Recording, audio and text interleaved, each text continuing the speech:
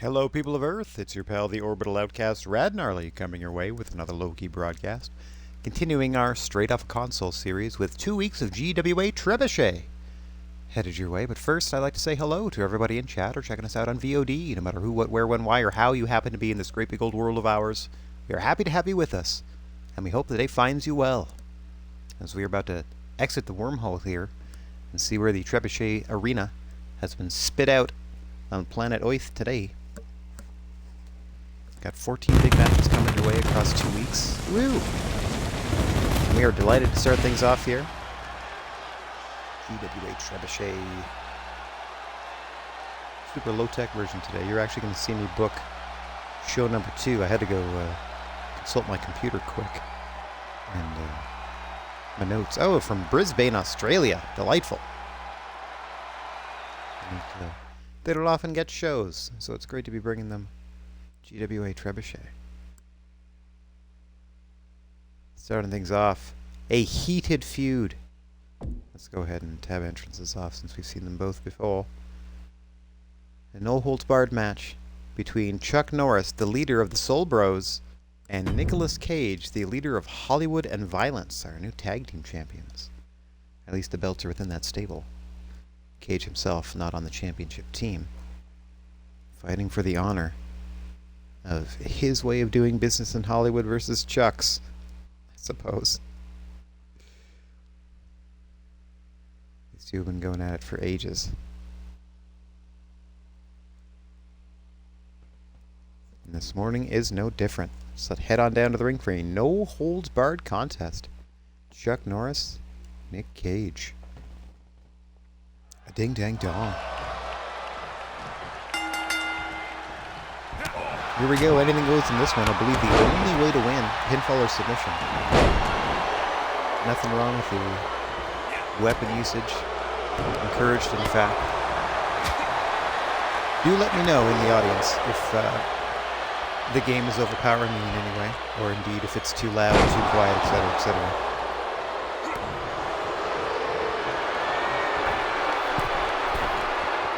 Cage going up top.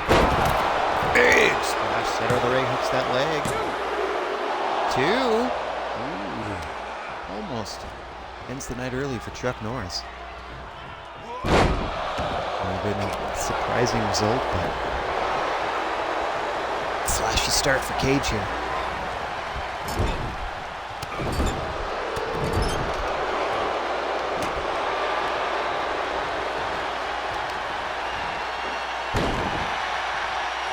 Big Uranagi in the corner by Norris, trying to regain the offensive advantage. Okay. Let's call that a seated hip attack to be kind.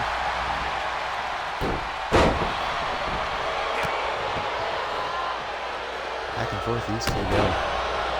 I think it's going to settle across cage matches, across factional warfare. Oh! Just cuts him off with a vicious spear. Stopping with those cowboy boots on the inner elbow. Oh, hang on. Got him up.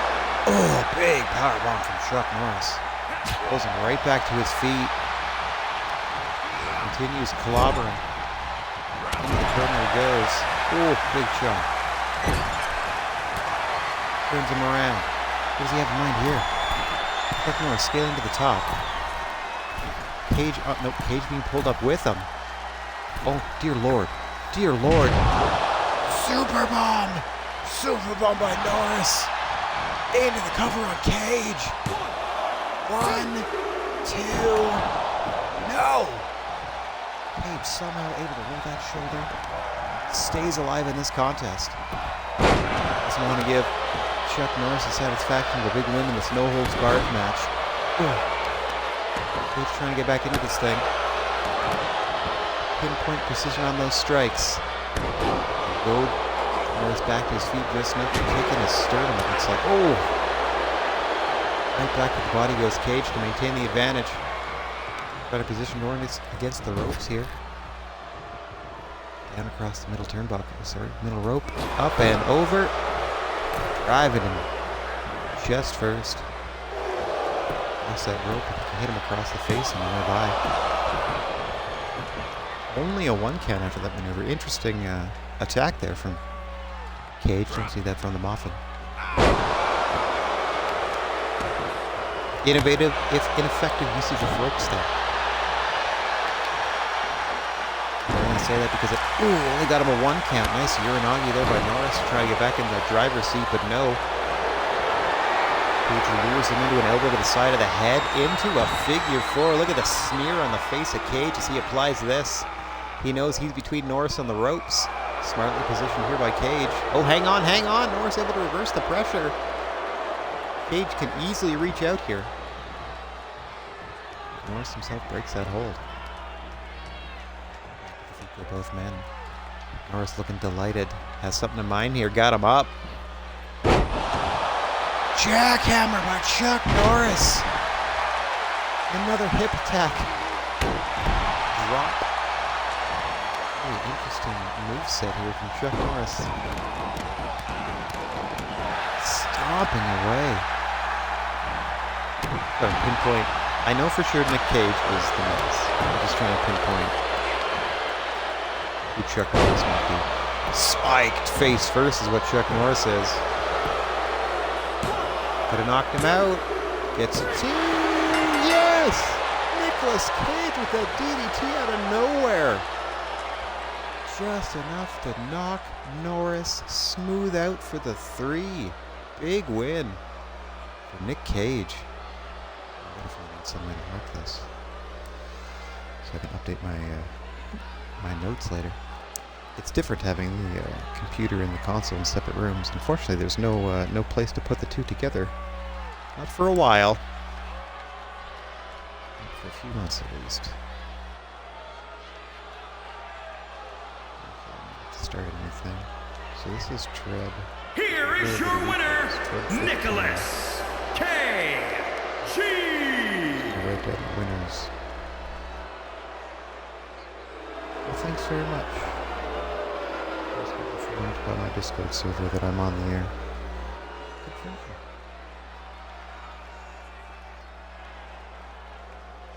you. Alright. We're going to exit and go match to match as we normally do in case we need to make any corrections to behaviors or concepts or what have you. Okay, I cannot do and wouldn't want to do a run-in on this because there's so many participants as it is. This is Queen Elizabeth II versus Tank Girl. Queen Elizabeth II. Oof. That's difficult to say this early in the morning. Queen Elizabeth II has Hella and Beyonce in her corner, helping her represent Lady Boss. Meanwhile, Yolandi Visser and Harley Quinn are backing up Tank Girl, repping the bad guys. So I'm going to turn entrances off, as we've seen them all before. We generally just leave entrances off.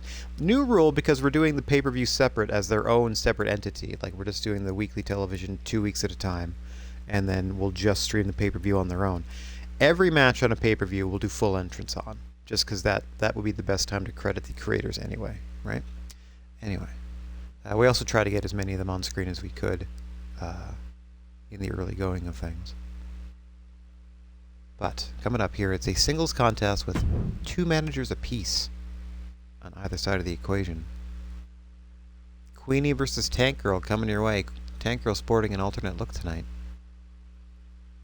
Apparently joined the 40 Watt Club, so I could technically control one of the people on the outside, but I do not like to play favorites, so I shall leave that alone.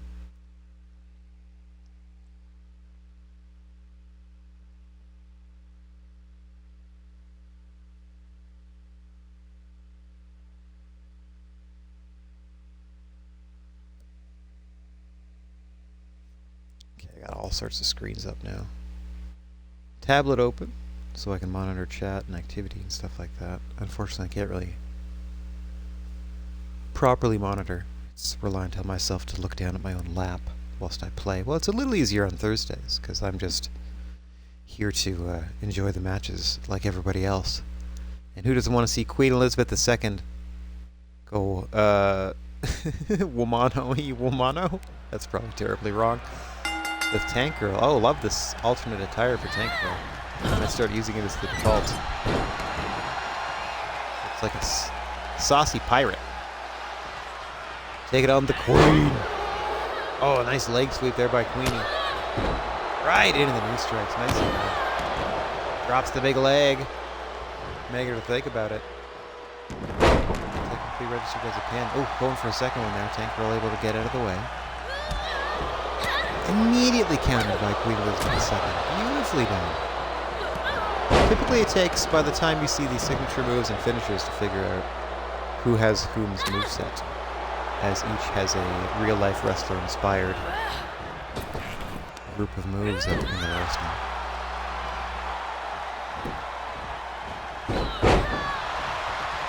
Nice dragon screw by Tank Girl trying to get back into this. Drops an elbow to the small of the back and then a boot to the throat. Queenie scrambling back to her feet. She's in a lot of trouble down there. High spinning elbow after the body slam.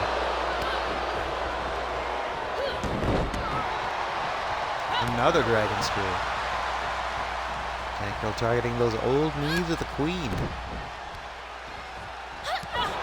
Strikes. Only able to land that headbutt, but what a headbutt. Back in the corner of the bad guys. There you see Londi Visser. Bottom right of your screen. Oh man, I don't even have the bugs up and stuff. I mean, I'm glad I have GWA all over the arena. Oh, get the bug. A little boog up. Don't have the schedule on screen. It's weird streaming straight from the console. Bare bones! Until, quite honestly, we have a room from which to stream again. Up. Up and over they go. Here you see Harley Quinn cheering on Tank Girl. Though they are named the bad guys, very law-abiding as you see them keep their distance from Queen Elizabeth II. Not wanting to get Tank Girl in any trouble with the referee. This is a normal singles contest, so they have a 10 count to return to the ring. Disqualifications in full effect. Oh, hang on. Tank Girl now directing Queenie closer to both Quinn and Visser. You see Beyonce and Hella trying to creep closer. Hang on. Triangle choke on the floor at a 7 count. Interesting strategy here. Tank Girl. Oh no, hang on. Queenie able to break free. I thought Tank Girl may let go. But Queenie breaks free, and we're up to 9. These ladies have precious moments to get back into the ring, and no, it's going to be a double count out. Just like that, solving nothing. And to the delight of no one. A double count out. A DCO draw in this singles contest. Nothing settled betwixt Queenie and Tank Girl. Perhaps we'll have to factor that into future bookings. Alright, now some action. Technically, we'll call this our multimedia division because it is a 5-man scramble match. All 5 competitors active in the contest at the same time. First person to secure that pinfall or submission victory is going to score that big W. They're going to get the winner's share of the purse. And they are going to be the one to climb the highest in the rankings to try to get into multimedia or multiversal title contention. As we are about to see the Fresh Prince, Daniel LaRusso, a Predator, former multiversal title contender, Ron Swanson, and perennial favorite, Mr. Bigfoot, in a 5-man match. Here we go. I think I just accidentally left entrances on. Whatever, let's let him have it. Don't think I've seen Mr. Bigfoot's entrance anyway. Making sure I remain neutral. Can't believe that last one was a double countout. At best, the two factions sort of threatened to get close to one another, and it was enough to distract Tank Girl and Queenie to remain on the outside for the 10 count for both of them. Very interesting development there. See if we can spin that into something for the pay-per-view. Have to put my thinking cap on. I'll have to double check on my phone here as well what I booked for week 16 and see if I need to make some changes to the card. Which I will keep on the note. This is fun. Which I will then put into the notes section of my phone because that's where I'm also keeping the notes of the results of the shows so that I can then go back to my computer later and update my overall GWA Generation 4 text file. Yeah, we're super high-tech over here. All right. A 5-man match. This might have entrances, but there you see Fresh Prince in his alt attire. Daniel LaRusso getting ready for competition. A Predator, not looking too pleased to be fighting for another spot, but he had his opportunity at Multiversal Champion Superman and could not get it done. Also had his chance in the Gold Rush round-robin tournament to crown the inaugural champion, and still didn't quite make it. Here we have Ron Swanson as well. Steely-eyed Ron Swanson. Got his business face on. And then there, I see at the end, Mr. Bigfoot. Looking stern as usual, but we all know he's happy to be here. If I could, I'd change his pose to be like super happy. We see him towering over the competition than this. Not that I don't like looking at him, it's just it takes up time. Time that we need to be using to give you 14 matches a week. 2 7-match shows, including the time it takes to book the second. Oh, action all over the place. I'll do my best to highlight what I can in this one. Big sidewalk slam there from Mr. Bigfoot to LaRusso. Check for that crane kick. I don't think he has the crane kick per se, but he definitely is a strike-based moveset. I can't remember exactly whom. But it's definitely somebody that strikes first and does any other sort of offense secondarily. Oh, nice drop kick off the ropes there by the Fresh Prince. A Predator completely distracted, as we said. He seemed a bit insulted that he was put down to the lower rankings here, as he termed it, not us. Just using his words there. Fresh Prince coming out hot here, swinging neck breaker, back elbow off the ropes, intending for a Predator, had rolled out of the way. Fortunately for Fresh Prince, unfortunately for Mr. Bigfoot, he was in harm's way. Up and over goes Swanson. Bigfoot, Prince taking a pattern. LaRusso back in the ring, taking his time. Jay, I hope somebody has Alistair Black's moves, but it might be too late. Oh! Shotgun across the ropes, but immediately recovering as Swanson. What resilience there. Just stuck his chest out and took it. Eventually falling to that snap suplex. No love lost here between the Predator and Ron Swanson. They seem to be at each other's throats. Two master hunters, one would say. Bound to be some professional and some personal jealousy. Between the two. Well, outside the ring. Once again there, dramatic. Fresh Prince to Mr. Bigfoot. A Predator having to take a rest outside the ring. Swanson turning his attention to Daniel LaRusso. Off the top of that big knee missing. And LaRusso with a headbutt. Don't know if that would be legal in competition.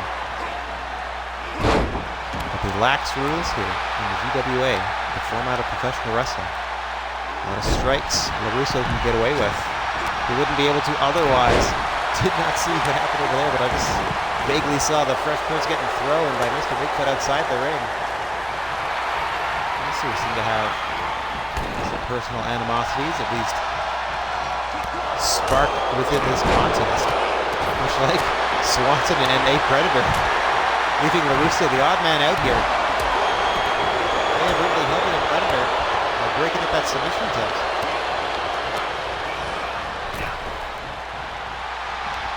This 5-way fury continues.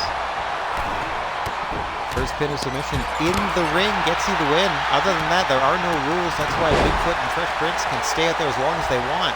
They do have to return to the ring if they want to be involved in the finish of the matchup, though. I don't believe knockouts are on as an option. Not in this contest. Certainly other multi-man matches, absolutely.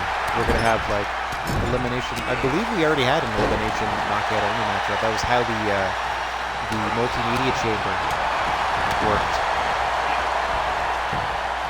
It was knockouts, or I think it was pinfalls and knockouts only. So he didn't take the powder. Big body slam there to a Predator. Oh, Swanson focusing on it again. LaRusso, the odd man out. Mr. Bigfoot now with a doctor bomb to Fresh Prince. He's got to roll the floor. key to this thing is isolating one opponent when the other three men are down and out. See LaRusso trying to make his way back up. Swanson checking on him. Fresh Prince starting to stir. Mr. Bigfoot, Ron Swanson, and Predator in the ring. It's only a matter of time before Swanson and the Predator back at each other's faces. Oh dear. Oh, what a suplex by a Predator to Swanson. That may have knocked him smooth out. Full note there. A little DDT to Mr. Bigfoot. LaRusso, meanwhile, and Predator just wailing away on Ron Swanson. Back off the ropes comes Fresh Prince. Nobody there for that elbow drop. High risk. Call it high risk offense for a reason. It's all risk, no reward there for a Fresh Prince. The Predator now gets a no count. Mr. Bigfoot, there you see the risk of this thing. Nicely done, Hurricane Rana. Fresh Prince now stalking a Predator, waiting for him to rise. What does he have in mind here? Oh, whatever it was cut off by Mr. Bigfoot. Reversed by Fresh Prince. Into the edge of metal. Down he goes. Back of his head crashing into the canvas. LaRusso, Prince, Bigfoot in the ring. Nice STO takedown there by Bigfoot. LaRusso's got to roll out. Oh! Bit of trouble in paradise into the cover. Mr. Bigfoot saved there by LaRusso. Danielson.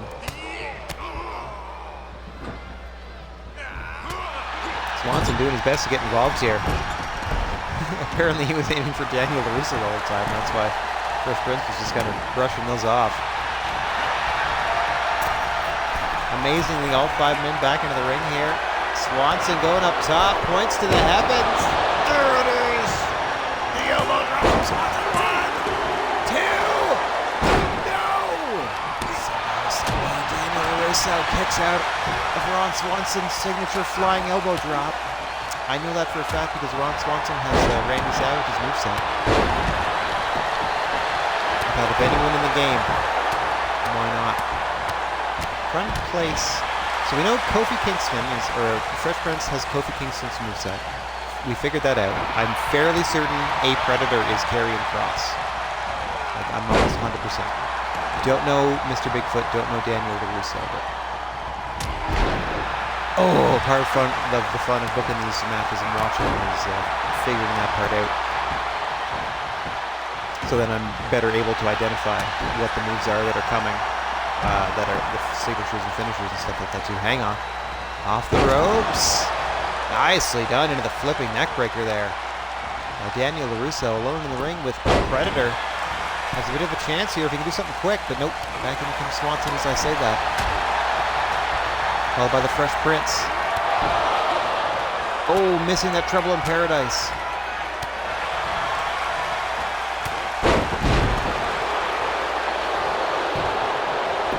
Sorry, I'm just being informed he calls out the smell you later. Just the Fresh Prince. Fair enough. Spinning kick to the face. Foot to the face. Calls it the smell you later. Go Holmes, smell you later. Okay. Swanson out. Fresh Prince just so. In comes Mr. Bigfoot, asserting himself on a Predator here. Oh, snake eyes into the corner. Into the cover goes Mr. Bigfoot. Fresh Prince right there to break it up. Up into a fireman scary, way up onto the shoulders of Mr. Bigfoot, helped out by a Predator. He signals for the end here.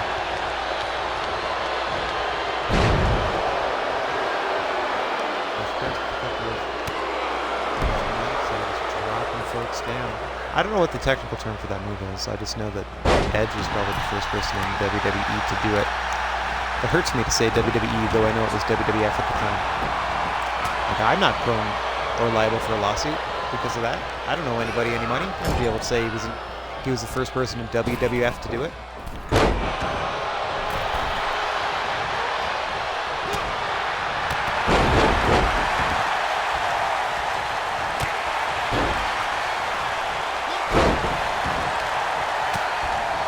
Five competitors in the ring. Interesting way they've done the overalls here, where it's the pattern is on the front of the shirt. It looks like, just so they could do the rest of the shirt, I suppose. Creatively done, I gotta say. Swanson on the apron to a chorus of boos. Interesting. I think he's set to be a big babyface. I don't think I gave Macho King's news. I gave Macho Man Randy Savage's news. Why would he be booed? Russo stalking his prey. Oh, and a spinning kick to the back of the head, this time with an out predator. Daniel LaRusso trying to pull him away from the ropes and get a cover here. Ron Swanson blocking his path. Taking a lot of time to get the predator up and over. Swanson trying to steal the pin here. LaRusso right in his face, going to break this up. Unfortunately, it cost him some time and awareness. Does not see Mr. Bigfoot. Going for a huge powerbomb into the cover. Wait a minute, did I give Mr. Bigfoot Kevin Nash's moves? Mr. Bigfoot with a huge win after the jackknife powerbomb. I must have. Oh, that's amazing. Mr. Bigfoot reappears just in time. Let's take a look at some of the action earlier. Some of the out-of-focus action. You could turn off all those filters. They do not help. Not even a wee bit. Here is your winner, Mr. Big 4. Fair. That's close enough. Well done. Well done, Mr. Bigfoot. Yeah. Yeah, I believe that's Kevin Nash. That's hilarious. I wonder if I gave him Diesel specifically. Yeah. Mr. Bigfoot with a huge win. Amazingly done. Man, wouldn't it be great if a couple of new feuds spilled out of that? Because Swanson and a Predator were at each other for a long time, and Fresh Prince and Mr. Bigfoot were at each other's throats for a while.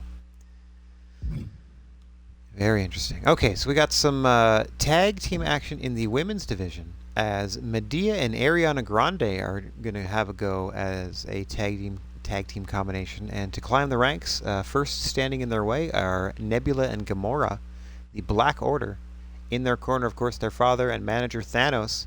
Haven't really seen Thanos in singles action in the men's division since his disappointing appearance, quite frankly, in the Gold Rush tournament, coming up just shy of being the first multiversal champion. Usually Thanos is the kind to bide his time and strike when the time is right, so who knows what he has up his Infinity Gauntleted sleeve there. Only time will tell. Rest assured, he will at some point return to the ranks. I just don't know exactly how to reintroduce him. Probably after the pay-per-view. He'll get back into the swing of things. Or maybe at it, I'll try a run-in or something. Oh, you know what? Maybe I'll book a run-in for the show we're about to do at the second half of this broadcast, just to see how they work. Because if I'm going to have to book in front of everybody anyway, I might as well just lay it all out there and see if we can spark a little something. I'll have to double check what I already have booked here. Easily done by flipping over. I took photos of my computer screen because that's how silly I am. It was also the quickest way to get all the information onto my phone, to be honest. Where can I have...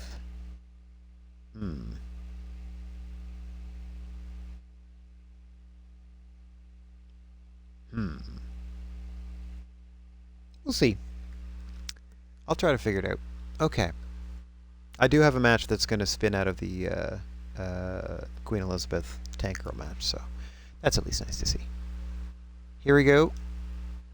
Tag team activity, women's division. Thanos in the corner of his daughters. Nebula and Gamora, the Black Order. Nebula started things off against one of her opponents, Ariana Grande, in the corner of Ariana. Medea. Two high-ranking, or at least one high-ranking in Medea, singles competitors, combining their efforts now, trying to make a go in the tag team division against an established team in the Black Order. No team name whatsoever for Grande and Medea, to my knowledge. Their first outing as a team, in fact. Having to contend not only with an established team in the Black Order, but their rather imposing father and manager at ringside, Thanos.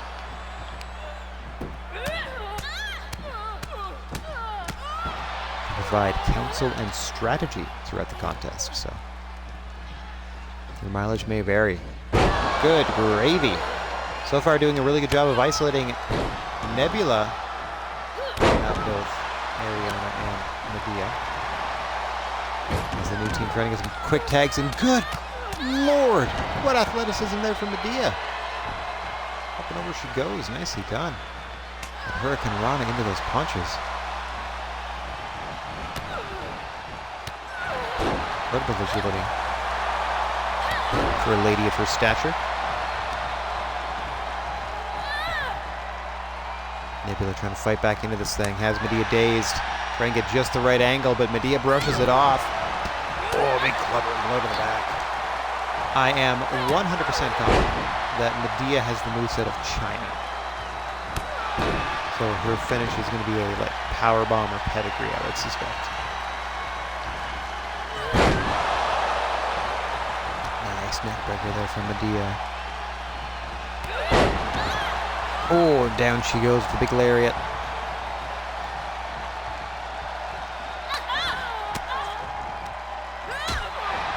Medea trying to get Nebula back into the corner to give it a tag to Grande. Nebula cuts her off, takes her down. Nebula tagging Gamora for the first time. You can see Thanos looking on bottom right of your screen. Oh. Neckbreaker across the knee there. Quick tag right back out to Nebula. Meanwhile, Nebula didn't see the tag out to Ariana Grande. What a diving desperation tag there from Medea, who desperately needed a break there. Ooh. A quick takedown there from Nebula. And then right back up to her feet goes Grande up and, oh, thrown by the throat. Could not have felt good.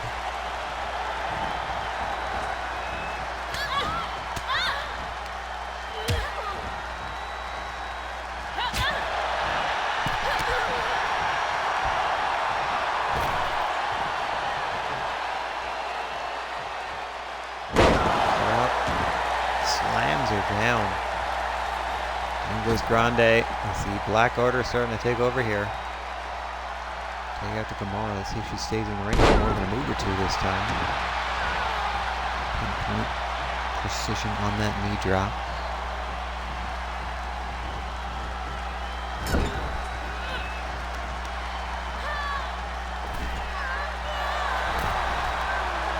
Oh dear.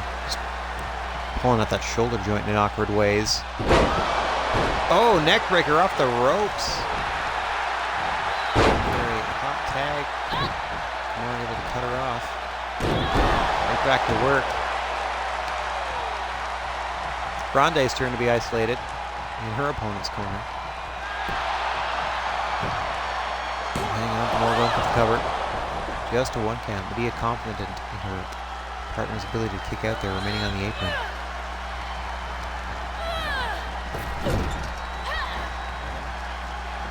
Back into the corner once more. Oh no. Another neck breaker headed her way. Oh, she can't survive too many more of those. Right back into desperation mode. Gamora taking way too much time here. Allows Medea to get the tag. Here comes a fired up Medea. Can't get out. Grande can't get it out of the way of her own partner, to be quite frank. And oh no, no, no! Gets powerbomb to the floor for her troubles. Now Medea able to gorilla press. Gamora, but you gotta keep focusing on Grande, who is wiped out after being powerbombed to the floor. Oh, electric chair. Medea taking advantage here. One more big move and she might be able to hang on. Grande's back up and on the apron incredibly, somehow, some way. I didn't even see the doctor check on her. Opposite corner. What a handspring back elbow. Into the cover goes Medea. Solid 2 count. Not quite enough, however. I can't believe that Ariana Grande not only is back on the apron, but calling for a tag. Medea thinking better of it. I think she just got to look in the eyes of Grande and realize, like, the lights are on, but nobody's home currently. Hang on. Quick rope break there. Nicely done by Medea. Ring general. That she is. Great ring positioning. Great ring awareness. Would grab that bottom rope.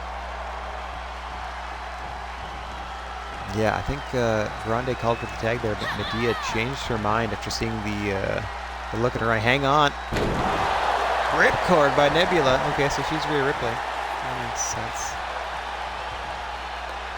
Just ripcords her and leaves her in her own corner to go tag her sister in. This is just... They're just playing with Grande now. Yeah, now into the cover. After a few additional shots for good measure. And Medea somehow powers out. They waited way too long to finish her off there. If she'd gone for the cover immediately, I don't think Ariana has enough wherewithal to get in the ring to try to help her right now.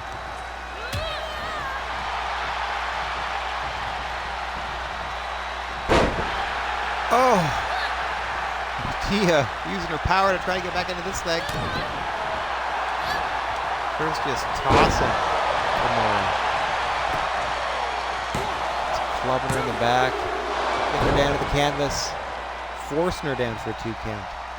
Not enough to keep her for a 3, but forcing her down for that 2 at the very least. Trying to get back into it. Dragon screw. Be able to kick away the follow-up. Ooh. Blocks. Now working the opposite. Oh, jeez. Into the natural selection. Goes for the cover. Grande able to make the save at 1. Okay, so Gamora is Charlotte Flair. Charlotte Flair and Rhea Ripley are at the Black Order against China, and I don't know who Ariana Grande is. In terms of movesets, that is. Skills, like their skills and stuff are different. Their attributes are different. Just their movesets. Oh, missed a big... I think it was a diving cross body, but somehow she just missed it straight up. Luckily for Medea there. Had just enough time to maybe get back into this thing. Big gorilla press coming. Oh, Gamora's way. Flips her over, going for the cover. Hooks the leg. Gets 1. Gonna get stopped before 2. Grande in the ring. Going after Nebula. Looking to cut her off. Up and over she goes. Gamora isolated here. Hang on, center of the ring, looking for the pedigree. Plants her. Rolls her into the cover. 1, 2, 3. Gotta be kidding me. Medea and Grande win in their tag team debut. Gotta be considered something of an upset.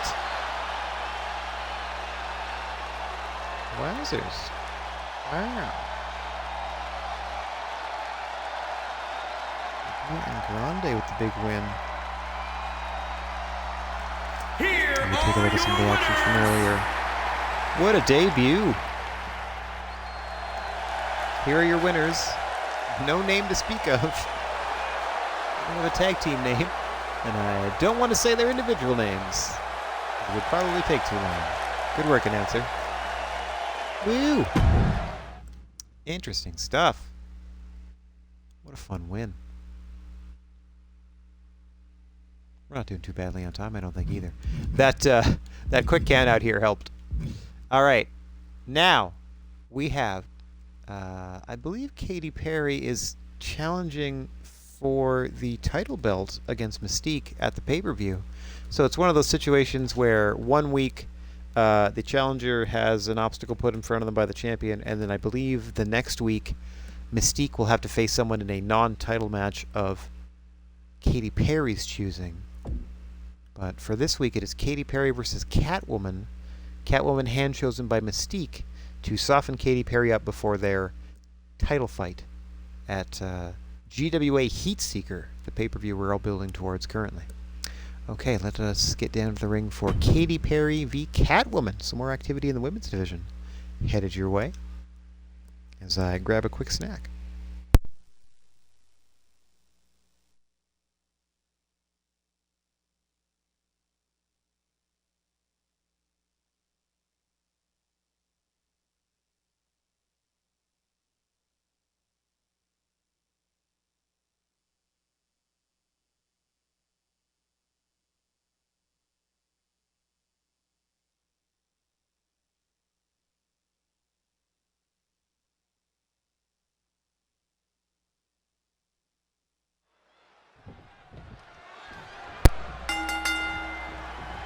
ringing the bell and we're underway here. Quick start by Catwoman.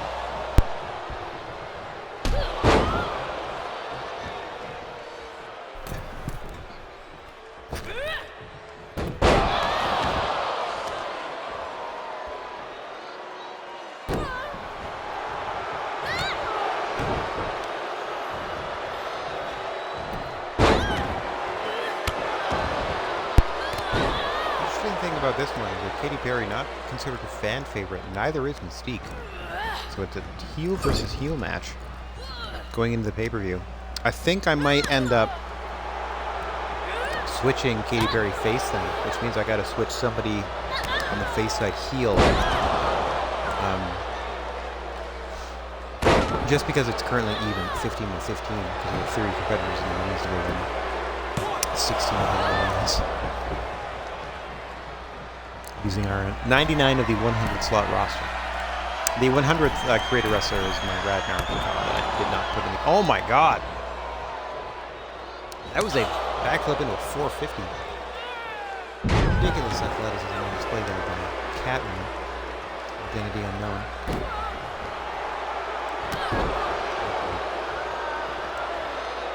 Katy Perry.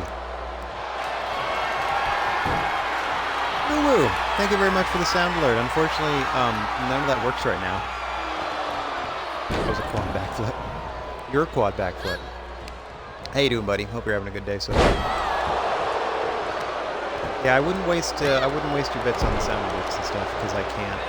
I have no way to put my console and my PC in the same room for a few months. So if I do stream, it's gonna be pretty bare bones. Pretty bare bones. Where my PC is, I don't think it's a safe place to talk on the mic, to be perfectly honest, because you can hear literally everything being said in the house on like the main floor. Well, I appreciate that, Ubu. I'm asking honestly, and I know it's September and whatever else, but yeah, I put a note in the Discord, and I'll just sort of asking if anyone felt compelled to help in any way. Then, well, hang on. Look at the deranged look in the eyes of Katy Perry here. She has Catwoman in a dangerous submission predicament. Trying to both choke her out and dislocate that shoulder at the same time. I think she's worn her down enough for a pin attempt. Into 1, 2, and... Even out of 2. She had manic eyes. Ooh, those are wild. Wild stuff. Katy Perry, of course, going to challenge Mystique for the Women's World Championship at Heat Seeker, our next pay-per-view. Oh, missing wildly with that Ase moonsault. Fast and Furious. Anyway, yeah, I was just sort of politely asking if anyone felt compelled to help in any way, since it is September and there's probably some advantage to it, to just kindly, gift some subs or throw some bits my way or whatever else, because that helps my Twitch profile. As gross as it is that I need to maintain or grow the brand still in these times. So that helps with that, and eventually the money is going straight back into the... Like most of my losses so far that I've noticed have been stream and PC related, because some of that stuff was on the floor, or close to it. Dangling wires and so on and so forth that I've had to replace so far, but... We'll see. The major stuff, like, we already sort of have it taken care of with insurance and whatever else, getting that part of the house back to basic living conditions. It's the refurnishing and stuff that we'll have to be out of pocket for. But that's kind of the fun bit anyway. It just means I gotta choose new stuff that it's exactly what I want instead of just, as before, I was just had a room full of stuff that just happened to be there when I got here. I was just making do. Now I can just sort of build from the ground up. Oh, hang on. Excellent presence of mind there from Katy Perry, grabbing the bottom rope right away. There you see she just had it in the grip of one finger, but that's all it takes. Everyone's going to focus on the action here. Katy Perry, what a combination of moves. Up and over to the Poison Rana. Oh, double stomp with those heels. Catwoman in a world of hurt here. Somehow able to fight her way. Nope. Finish off on another nice arm drag there. Nice counter by Catwoman. Oh, spinning Aranagi just slams her down. Arm across the jaw for the pin. And gets the job done. Catwoman able to weaken Katy Perry to the delight of your World Women's Champion, Mystique. Oh, and a potential feud. You can't hear the commentators, but we can see their subtitles. Okay, I'm going to skip this. We know it's a potential feud. Yeah, you got to be embarrassed. You have the big title fight coming up, and you lost to Mystique's hand-picked opponent for you.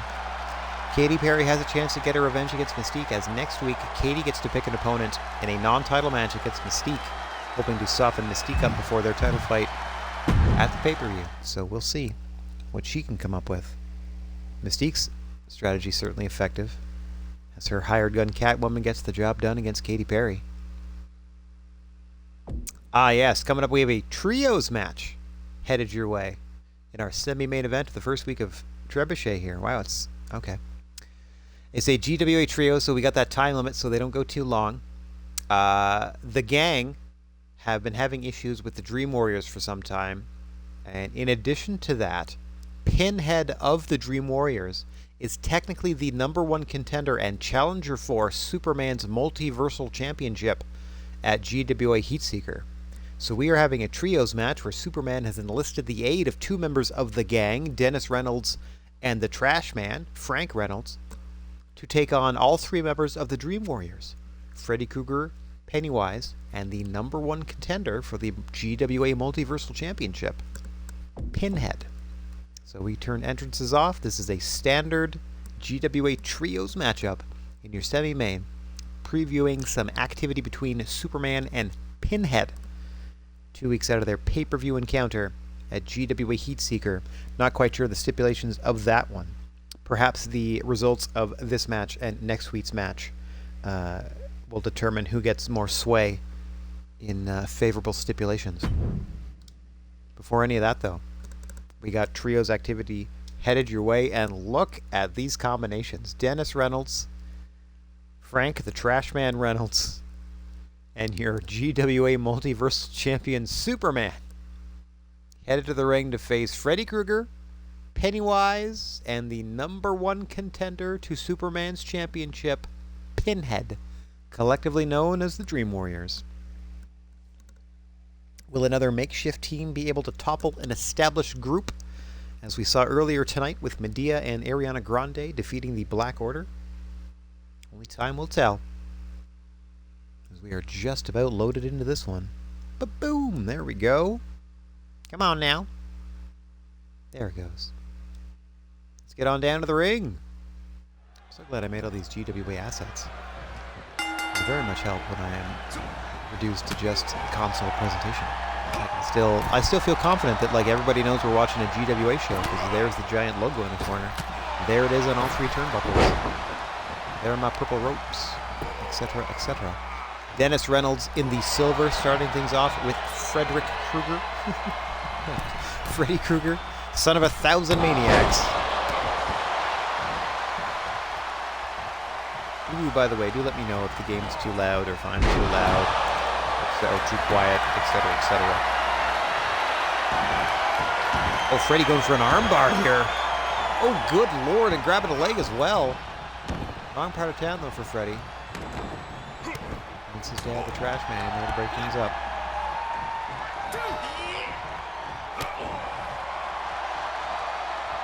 Head coming to the aid of his partner as well. Stoically, Superman remains on the apron. Multiversal Champion calmly surveying the situation. Oh! DDT to Krueger. Jammed his hat firmly on his head to Dennis Reynolds for that one. Oof. Using that advantage. Nice takedown there by Krueger. Tags out the Frequen's tag team partner, Pennywise. Oof. From the stuff of nightmares come the Dream Warriors, as they so often say. Now Pennywise, taller gentleman with the redder hair in the white. Dennis Reynolds, the smaller in the silver and not as red hair, just for those that might be confused by the two clowns in the ring. Oh! Single arm DDT into the armbar there by Reynolds. Nicely done. Isolating the humanoid form of this nightmare creature. The power dampeners that we employ in every GWA Trebuchet and indeed pay-per-view arena lock him into this one form, much like Mystique cannot shapeshift. She must remain in her natural form as well. It levels the playing field in terms of super abilities, in terms of supernatural abilities, extra-worldly abilities, technological advances, etc., etc. Only your innate fighting ability will help you in the GWA ring, which is why we can offer you such unique fights between such a wide variety of competitors from all walks of life, the afterlife, unreal life, etc., etc., the fictional and non-fictional worlds colliding, as now Frank the Trashman Reynolds going mano-a-mano with Pinhead, Priest of Hell.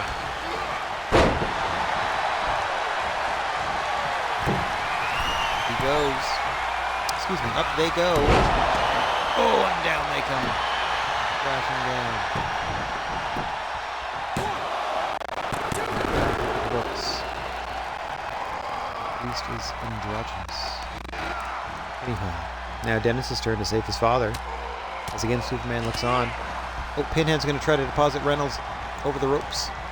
Dennis is having none of it. Gets sent off to Equalad anyway. Whoop. Stun gun across the ropes. Frank tagging in Superman, and now a preview. This is what we've been waiting for. These two are meeting singles competition at GWA Heatseeker with the biggest prize in all of wrestling on the line, the GWA Multiversal Championship. Will Superman continue his reign as our inaugural champion? Or will the Hell Priest Cenobite be the one to dethrone him? Hang on. Nice suplex there from Superman. Superman, by the way, his moveset is Roman Reigns, except I switched his signature to be the spear and his finisher to be the Superman punch, because I just thought it made more sense in that order. So he sets them up by diving at them, and then he knocks them out with his own punch, the Superman punch, as it's called. So I thought it was appropriate. Pinhead having enough of his future opponent for that championship, tagging into Freddy Krueger. Quickly dealt with by Superman, who likewise stares down Pinhead on his way out of the ring as he tags in Dennis Reynolds. Now marching the long way around the apron is Superman. Mind games between champion and challenger there. In the context of this trios match, we are under 10 minutes left in this one. We put a strict 15-minute real-world time limit on trios activity in the GWA. Just because, without that, they could potentially literally take forever.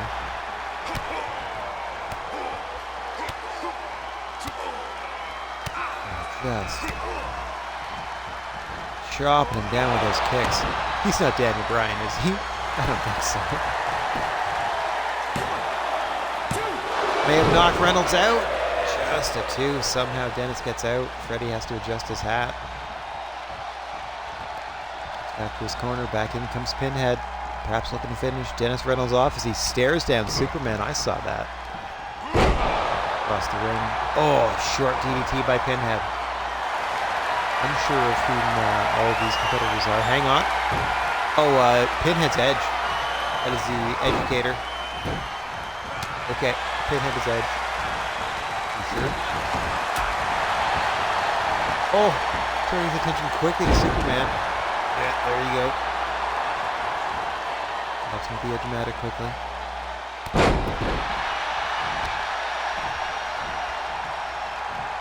Making working on both of these fighters. Held Superman in his corner, who I believe still isn't the legal fighter. I'm pretty sure it's still Dennis. Scooting him into a quick curb stomp. Kabam! Yeah, Superman's got to get out of there. All that, the rep didn't count at all. That's crazy. Pinhead momentarily stunned. In comes the Trash Man legally. We're going to pick the bones of Pinhead. Wrong part of town at present. He's got to get him across the ring, or at least into the center of the ring. A decent shot at it. And able to recover. Oh, what a shot. There goes Trash Man. Into the corner goes Pinhead, calling him from the stand. Trash Man stumbles to his feet. Big spear by Pinhead. Into the cover. 1, 2. Superman makes the save. Any contact with the person making the pin counts. He didn't manage to punch him in the foot, did Superman. Gets taken out of the picture. A very riled up Pinhead. Downward spiral. Pinhead, and in comes Pennywise. They gotta stop Trackman from making the tag. Nope. Pennywise wants Dennis. Oh. Vicious shots. Dennis can take advantage here. Be back on the offensive. As against the ropes, Pennywise back elbow. In the Dream Warriors corner here. Oh! Able to roll through! Unfortunately for Reynolds. Both of Pennywise's partners are able to stop that count at 1.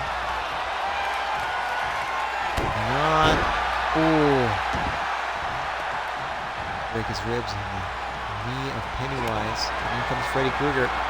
Reynolds, undaunted, in his face and lays him out with a huge powerbomb. Into the cover goes Reynolds. Pinhead making the save at 1. Clock continuing to tick down, just over 6 minutes remaining in the time limit here. We love the fast and furious action of the GWA Trios match, but we do have to limit how much of it we bring you for the safety of our competitors. That's why we impose that 15-minute real-world time limit. Oh, a no count on Freddy. Soups can't believe it. Big dude beside himself there. Hang on. Much like Pinhead did earlier in the matchup. Big setup into the spear by Superman this time. Look at him stare at Pinhead as he stands. Pulls Freddy back to his feet. Into the center of the ring. Trying to get him into his corner. Doesn't have enough juice to do it. Freddy out. Freddy fights free. That's a quick knee. Stuns him just long enough to tag in Pinhead. Fight we wanted all along. Oh! And we cut him off.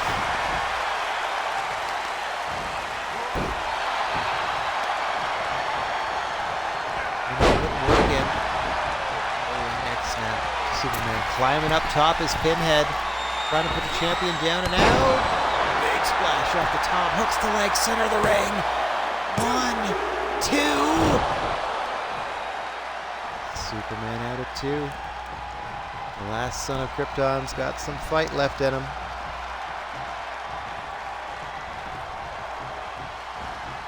Pinhead taking it to Pennywise. Oh, big boot. Turns around into the cover. Reynolds saves it. Dennis rolls in at 1. Superman is out. Look at him on the canvas there. That big boot from Pennywise dimmed the lights of the Man of Steel. Dennis Reynolds trying to give him time to get back to his feet. In comes Superman. Oh! Clothesline to the back of the head of Pennywise. Dennis has got till 5 to get out of the ring. Oh! Forearm shot to the back of the head that time. In comes the Trash Man leaping. They're going to pick up the trash of Pennywise. Nothing doing. Big body slam off the ropes. Drops the big leg. Into the cover. 1, 2. Trash Man out at 2. Body slam into the leg drop. He's not Hogan, is he? Trying to figure out. I know for sure Pinhead is Edge. I know Roman Reigns and Superman are the same. Yeah, he's going for another spear on the Trash Man here. He's going to cut him in half right in front of him. Good gravy. 1, 2. Oh, and Dennis Reynolds with the save. And pay for it. Up and over he goes. Slam to the floor by Pinhead. Brutally done. Spinning power slam on the trash man. Oh, knee to the ribs. No competitor's going to be the same after that one, but we only have less than 3 minutes left. 5 vicious headbutts with those pins sticking out of the head of Pinhead and the forehead of the trash man. Now in comes Freddy Krueger. As we said, less than 3 minutes to go in this one. What a violent contest it's been. There's Samoan Spike. Is he Umaga? Or Solo Sequoia, maybe? Solo, because he has that spike that uses the clawed thumb. Oh dear.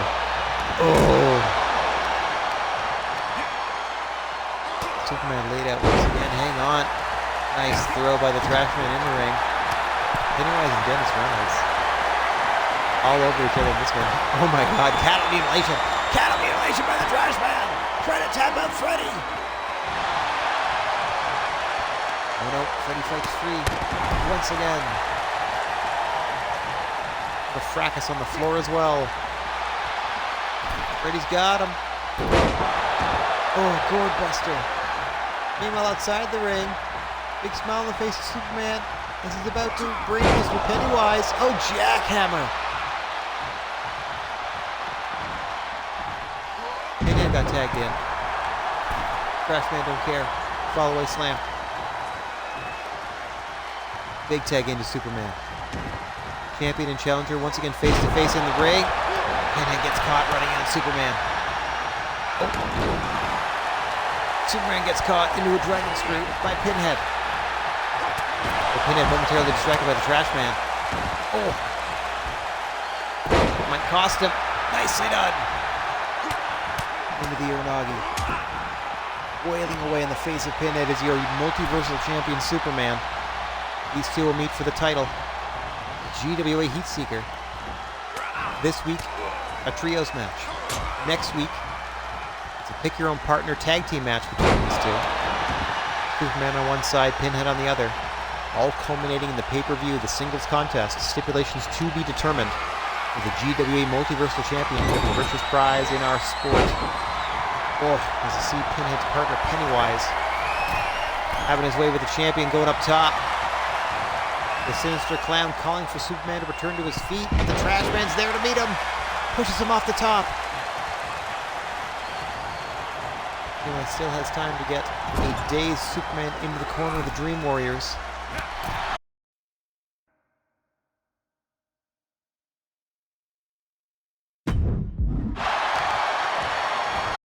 5 seconds anyway. Match is almost over.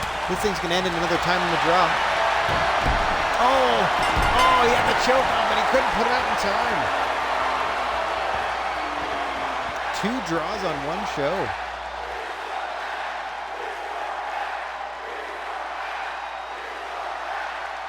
Please come back, I believe. Heck of a contest there. But that is going to do it. A time limit draw in our semi-main event. Solving nothing between Superman and Pennywise, nor solving anything between the gang and the Dream Warriors. But it's time for our main event.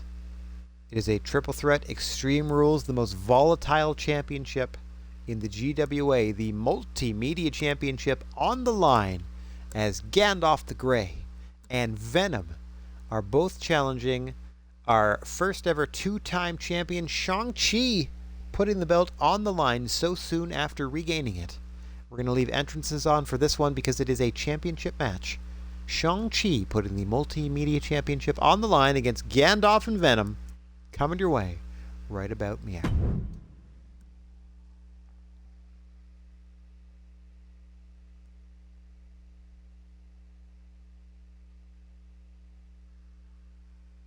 Sure, I'm neutral here in the middle. Let that load.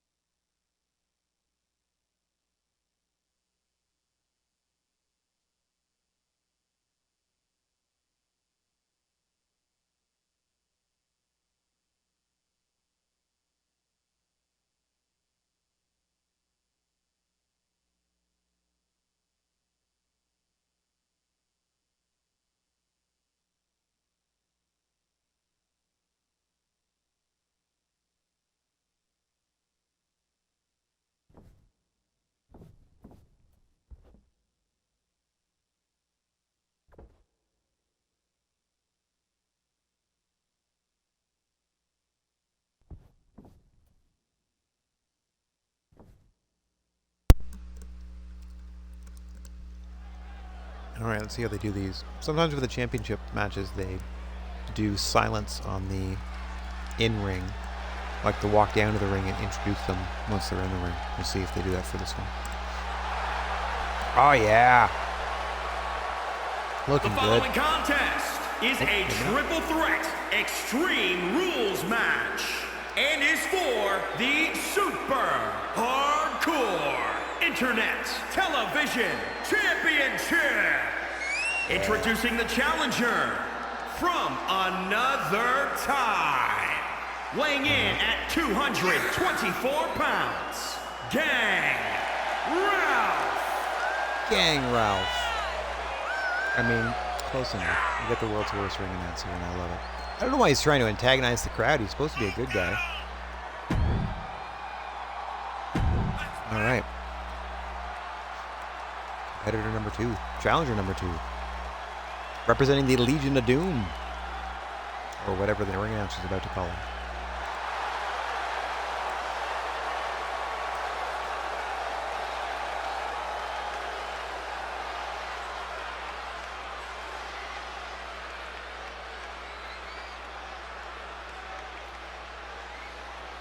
Take your time. Hello? This is devastating without music. Normally we have pretzel rocks or something in the background. There he is. Rings this way. Hello. Hi there. And introducing the challenger, representing the league from New York, weighing in at 320 pounds, Van Wyn. Van Wyn? Sure. Venom. Get it on down to the ring. Time for the champion. As you can see, even when I do entrances on, I limit them. Like he got his lower third up, his voice was announced, etc., etc. And there's Gandalf in the background, Venom there, and now a look at our multimedia champion, and introducing the champion, representing the team from the West Side, weighing in at 223 pounds. He is the Super Hardcore Internet Television Champion, Sean Sheik. Yay. I gotta change that. I have to remove the Twitter logo and put a silly looking X there or something, I guess. Weight and belt. Alright, champion is going to the ring. Belt on the line. There you see the beautiful GWA Multiversal Champion, or you're about to see it. There it is. See, you gotta change that logo. The other 3 still count.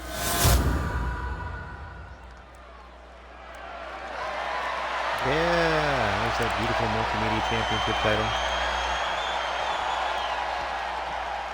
Gandalf the Grey's ready. Venom's ready.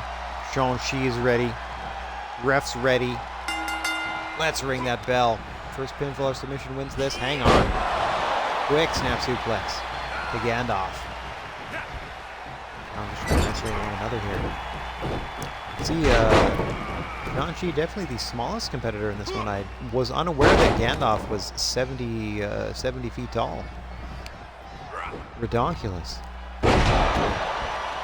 Didn't know he was supposed to be that large. I thought the hobbits were just supposed to be tiny. Dwarfing Venom is Gandalf the Grey, while the average size Shang-Chi.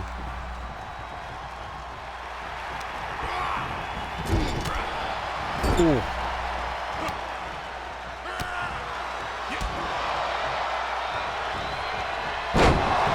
It's spiked. Nice spine buster by Venom. Champion removed from the equation. He'll lose his belt without losing the fall here. This is a risky run. Multimedia champion, the only belt in the GWA where you have to defend it against a minimum of 2 opponents. It has to be at least a 3-way dance. Triple threat match, I should say. 3-way dances are elimination. There's not a stipulation added to this, but nicely done. Oh, I thought he was going to hold him for the pin there as Venom was already down as well, but Shang-Chi Was all impact with that move. Gandalf's got to roll to the floor to catch his breath. And the champion can turn his attention to Venom here, trying to a quick win on the challenger. Gets a 1. Can't believe it. I can. The match is barely a few minutes old. Just got to remember to hit the controller every once in a while.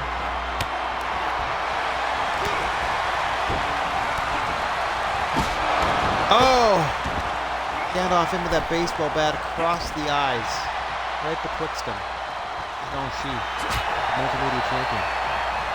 The first taste of the extreme rule set coming into play there. Gandalf, of all people.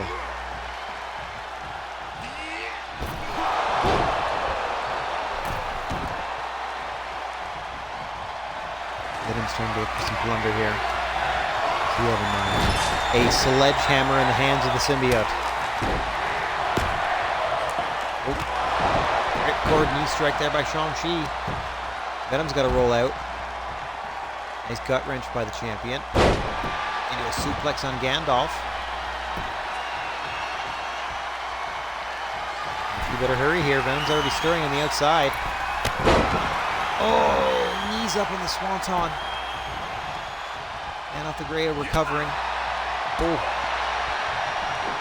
Venom's very showing great resilience here.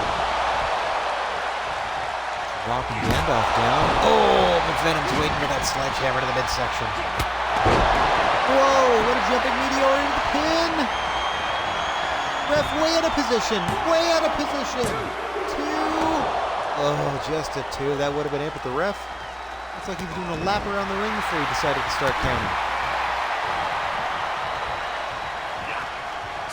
Okay, Shang-Chi, I think, is Cameron Grimes. Yes. Because he for sure does that move. A flip into the power bomb, and then that's his the cave-in. It's a double stomp. So okay, that was easy enough to figure out. Cameron Grimes. Oh, cuts off Venom there, does the champ.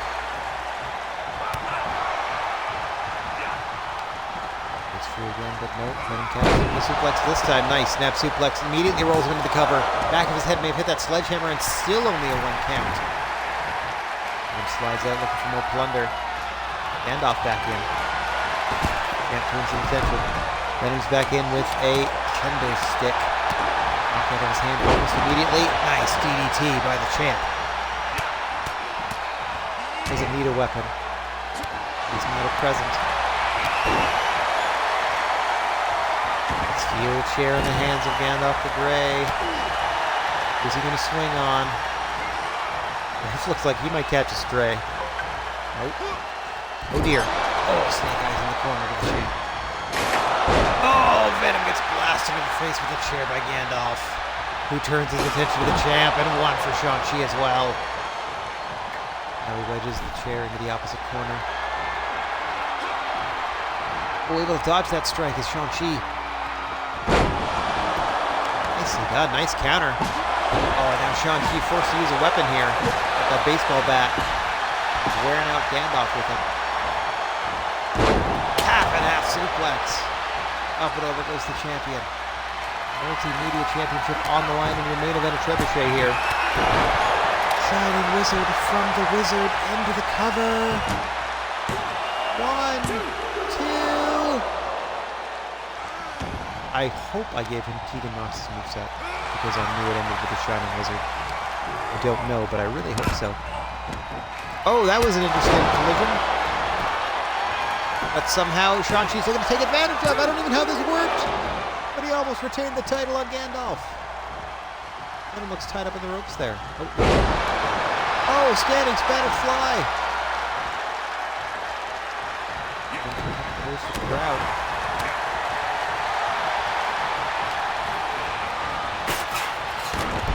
Oh, Gandalf hit the chair that he put into the corner himself. Meanwhile, Venom is going to steal it here. 2.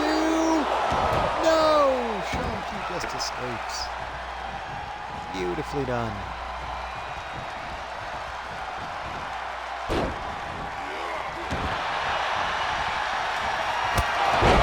Oh, the cave into Venom. Shang-Chi looking to retain. 1, 2. No! 2. Cool. Sledgehammer to the face of Venom. And now trying to get the champion's attention. Standing Spanish fly to Gandalf. Into the cover goes Shang-Chi, looking to retain on the other challenger. Does it! Shang-Chi keeps the belt. What a display. Beautifully done, Shang-Chi. Keeps the title in your triple threat main event. The winner and still multimedia champion. What a matchup. Cave-in after cave-in. There's that Spanish fly. Eventually one of them Here is your winner, and still super what a match. hardcore internet television champion, Sean Sheik.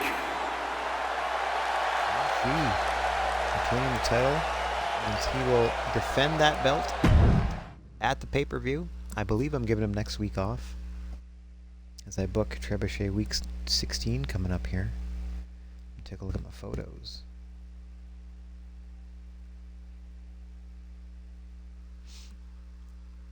Would you like to exit and prepare for the next show? I would, actually.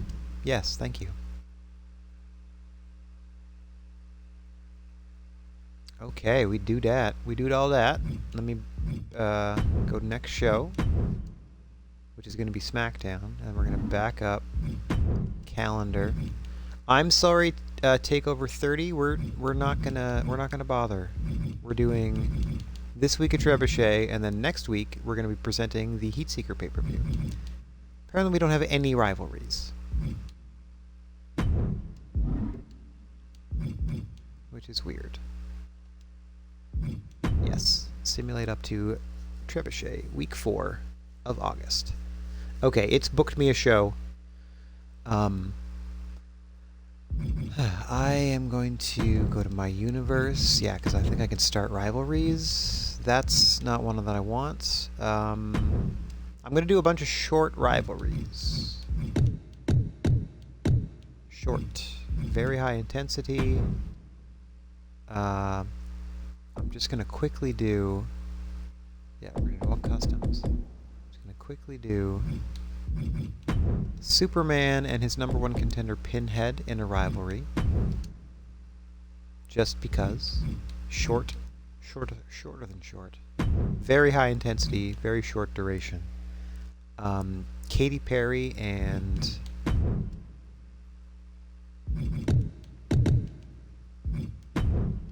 Mystique in a rivalry as well.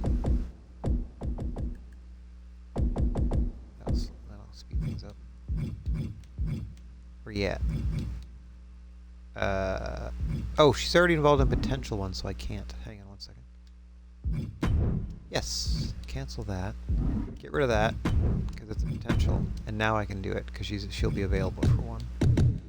Very short, one-on-one. I just want to do champion and challenger. So, Katy Perry and champion Mystique.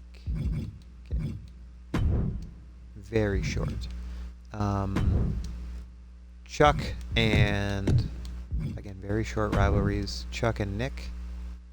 I don't know why they ever went away. Wonder why I can't... Look, I can isolate the women. Why can't I isolate the men? That's strange. Anyway, Chuck and Nick. There you go. Very short rivalry. But again, I'm going to do my best to blow off, honestly, at the pay-per-view. I don't really know how rivalries work. I don't have a very good track record of having them work, but we at least... Those are at least matches we know are happening, or something about them is happening at the pay-per-view, so we can leave them as is. That may have altered what they booked for the show. I am going to further alter it by doing my own thing. So let's see what happens. So this is the Autobook show, Swanson Gandalf. A mixed tag for some reason. Mystique and Madonna in what they're calling a rivalry match, but she's not in a rivalry with her. Some tag team activity, some more tag team activity, another rivalry match, and then just a normal rivalry match. Okay, so I'm going to edit all of this. The first match does feature Superman and Pinhead, so I'm gonna delete every match but the first one, and then edit the first match and see if that keeps it a rivalry match. Okay, so this I'm going to now edit. I'm going to customize the match. It is a Dream Tag Partner match.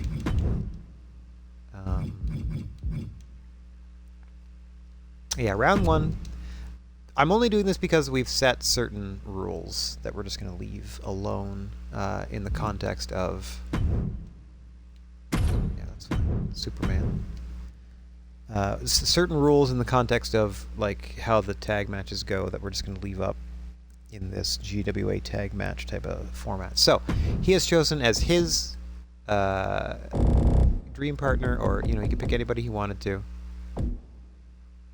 It's crazy that I still have access to Rad Gnarly, because he's not in my league. Like, literally, he doesn't belong to any league. He's a free agent. That's interesting. So I wonder why I bothered putting anybody in the actual league of the GWA. I guess I could just do that to eliminate a lot of contenders. I never wanted to contend for anything. Okay, who did I want as his partner? Focus. That's right. Superman and Michael Jordan hanging out, and then Pinhead's partner to counter Michael Jordan. He picked his nemesis and rival from the Gold Rush tournament. That's right, Cobra Commander is going to be teaming up with Pinhead to take on Superman and Michael Jordan. That's going to be your first match of the night on Trebuchet coming up, as we're booking in front of you and then running the show. So it's technically under GWA tag title round 1 rules, but that doesn't mean anything. Like, you could do a run-in on the entrance. That's kind of fun. Okay, so that's match 1. Match 2 is a one-on-one contest, a normal match, so to speak, as we start with Custom Superstars. Beyonce is going to be in the ring, and she gets 2 managers, Queenie and Hella, and she will be facing... Okay, she'll be facing Yolandi. She gets 2 managers, Tank Girl and Harley. So the same 6 competitors as last week, but 2 different ones in the ring. The impetus for that, I believe, is that somebody here has the tag belts, and we're trying to get maybe Lady Boss versus Bad Guys for the belts, I think. I'll have to double check my champions after. I'm pretty sure that's right. So we got those. Okay, now we have a 3-way match. Call it a triple threat if you want. Just a normal triple threat. Oh, shoot. Oh, that's the wrong week. Okay. Custom Superstars. Flash Gordon, we haven't seen him in a bit. Put him in the match, and we're doing all customized, because it's our entire league is all customized people. Little Nas X, who we haven't seen in a while. Let's put him in pink today. And the third competitor hasn't done much singles action. Hopper coming in. So Flash Gordon, Little Nas X, and Hopper in a triple threat.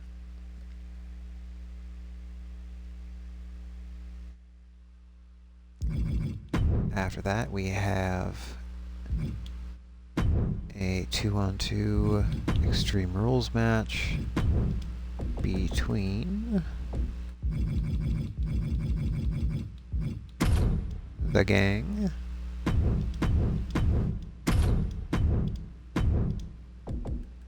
and their perennial opponents. At least now, they're still locked in that feud. Are they overall? With the Dream Warriors. So there they are. Rest of the Dream Warriors taking on the gang again in an Extreme Rules match.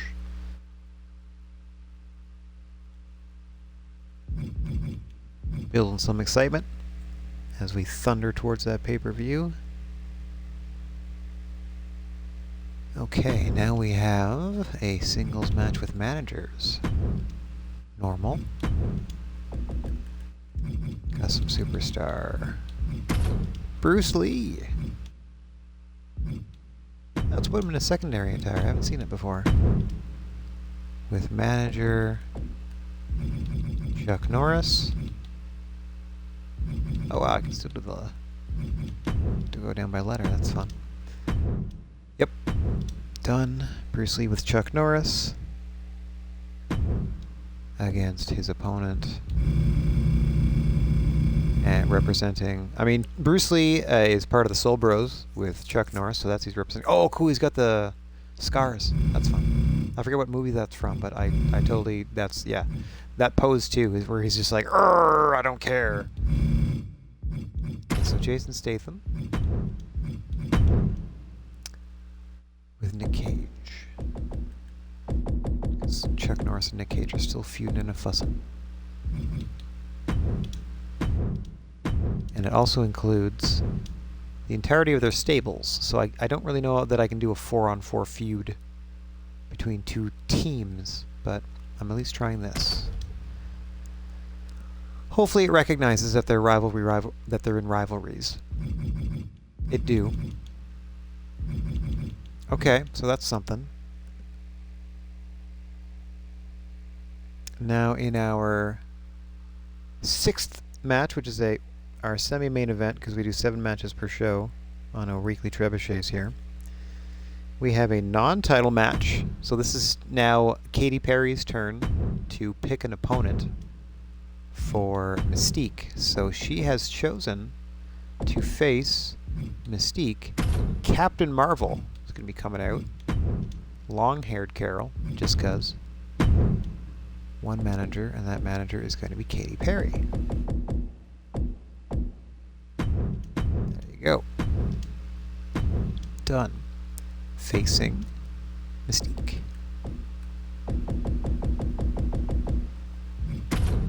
Your world champion. No manager. Now I'm hoping it will recognize that Mystique and Katy Perry, I don't think I put them in a rivalry. Oh, I did. So I'm hoping it recognizes that they're across the ring from each other, and that hopefully helps that they're in a rivalry. And then now we can finally do the proper main event, which is the Soldiers of Fortune immediately enacting their rematch clause in a tag team matchup. A tag team cage match in your main event as they enact their rematch clause for the tag team titles. So you're going to see the Soldiers of Fortune here. So that's, he's not under J, he's under R. Rambo, his tag team partner, the T-800, up against, for the tag belts, I do believe it's the remaining 2 members, oh, not download, custom, the remaining 2 members of Hollywood Violence, so we haven't seen yet. Bolo Young and Tyler Durden, I believe, are the tag champs. Let me go ahead and click the right stick. Make sure we got that championship proper. Yep, there they are. Okay.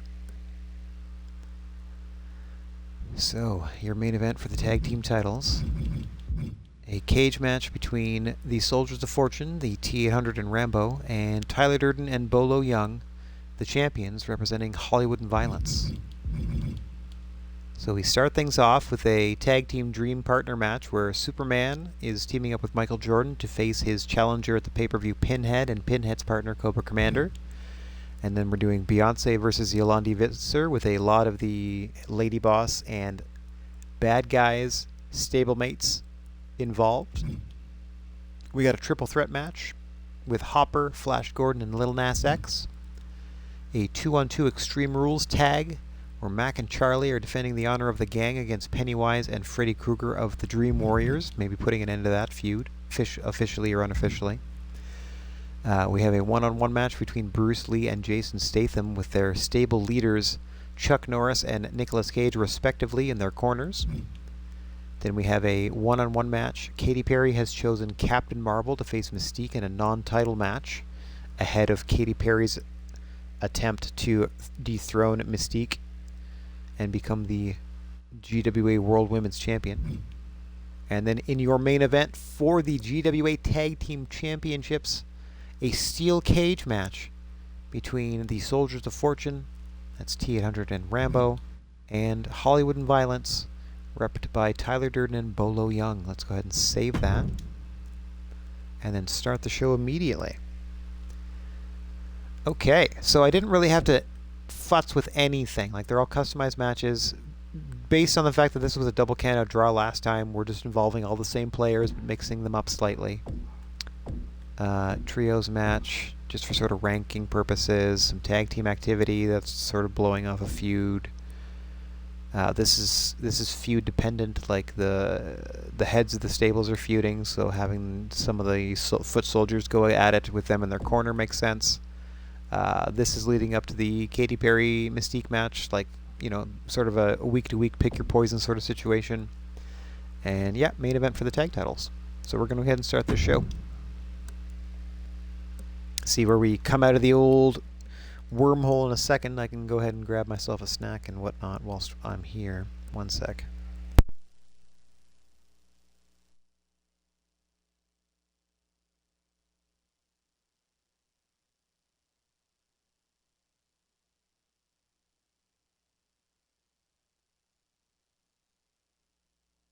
I know without the pretzel rock it's technically dead air, but, you know, bear with me as we pop out of the wormhole soon.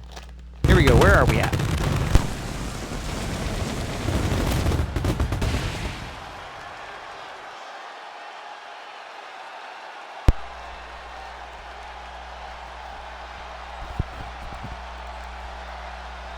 Welcome to beautiful Stockholm, Sweden.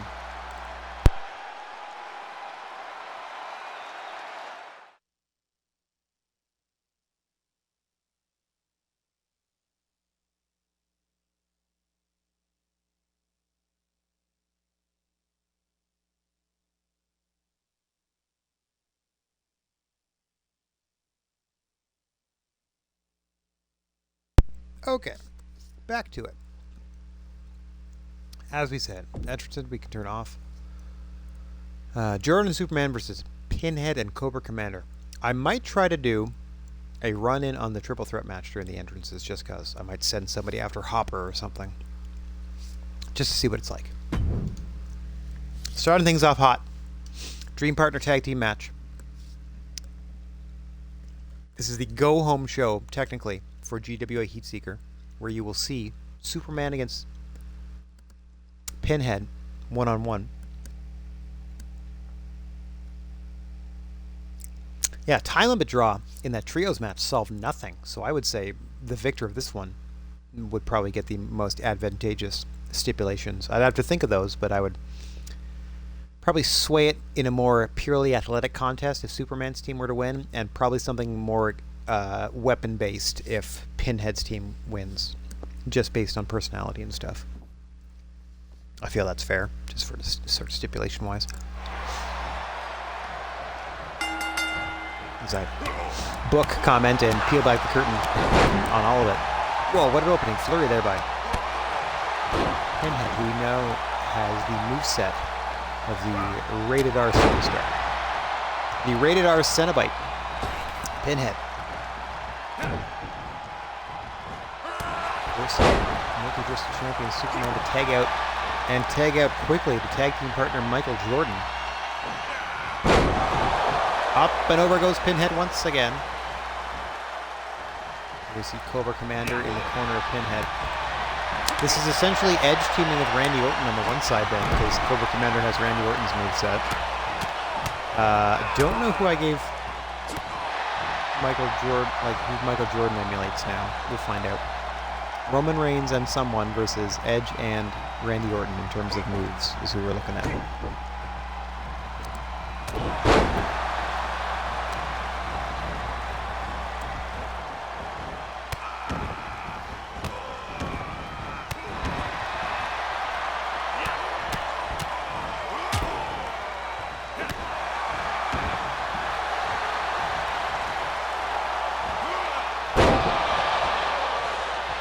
champion Superman looking good here.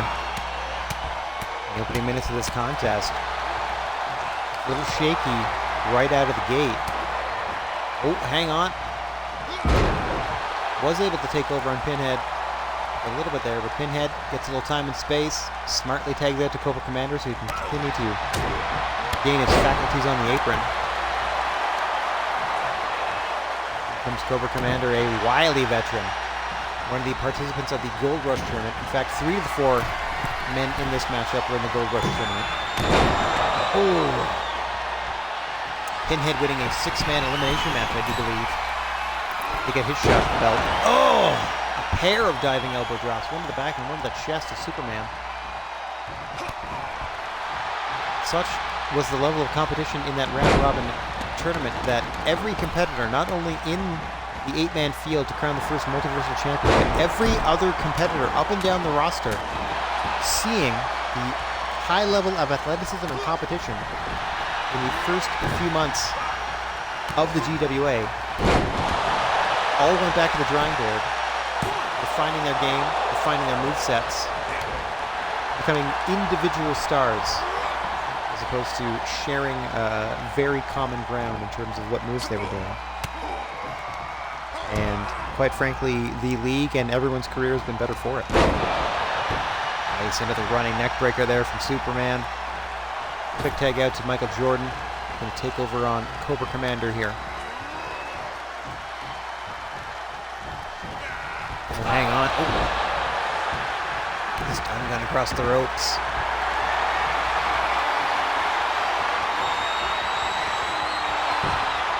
Standard rules apply to this tag match.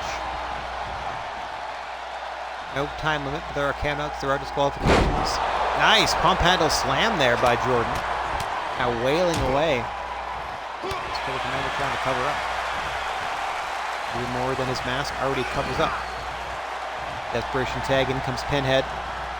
Refresh on the other side as well, in comes Superman. Jordan waiting for Pinhead sends him up and over, much to the delight of Superman, who poses for the crowd. Referee's got his count up to 3 now. Oh, I'm sorry, just a 1 count on Pinhead. The 3 count was Michael Jordan leaving the ring. Oh! Got with a quick forearm by Pinhead. Superman's got to watch that explosive striking power. And Pinhead has caught him off guard in their past 2 encounters, going back to last week. Pinhead stomps the mud hole and walks it dry on the multiversal champion. Out at 1.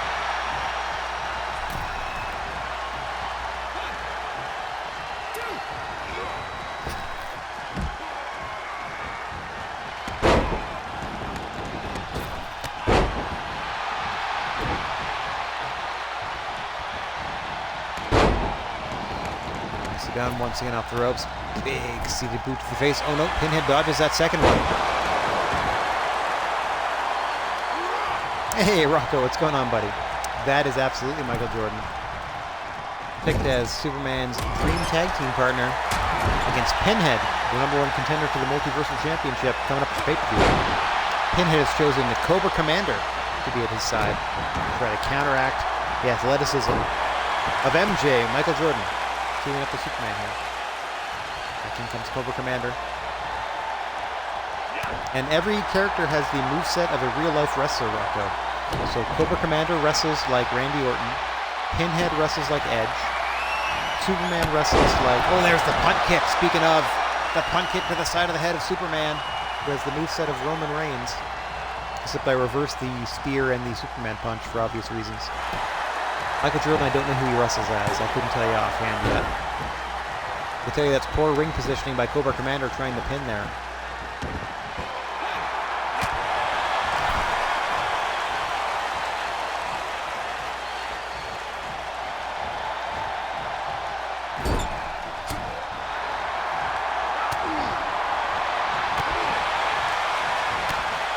I believe Cobra Commander learned a lot about himself in that Gold Rush tournament.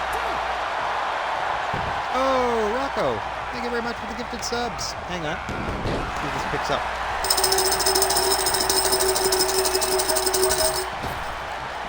I gotta jingle that right into the microphone. I hope that came up. So congratulations to Strange Ramen, Crazy Cat Lady Kate, Rainfall 789, Posos 31, and Zach Walker 03 for gifted subs. Be sure to shout out Rocco if you can. Thank you kindly, Rocco. Appreciate you, bud. That all helps. Helps my Twitch profile. All money's earned. Go right back into the stream. Oh, there it is! Out of nowhere!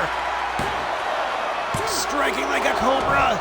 Oh, and somehow Jordan rolling the shoulder.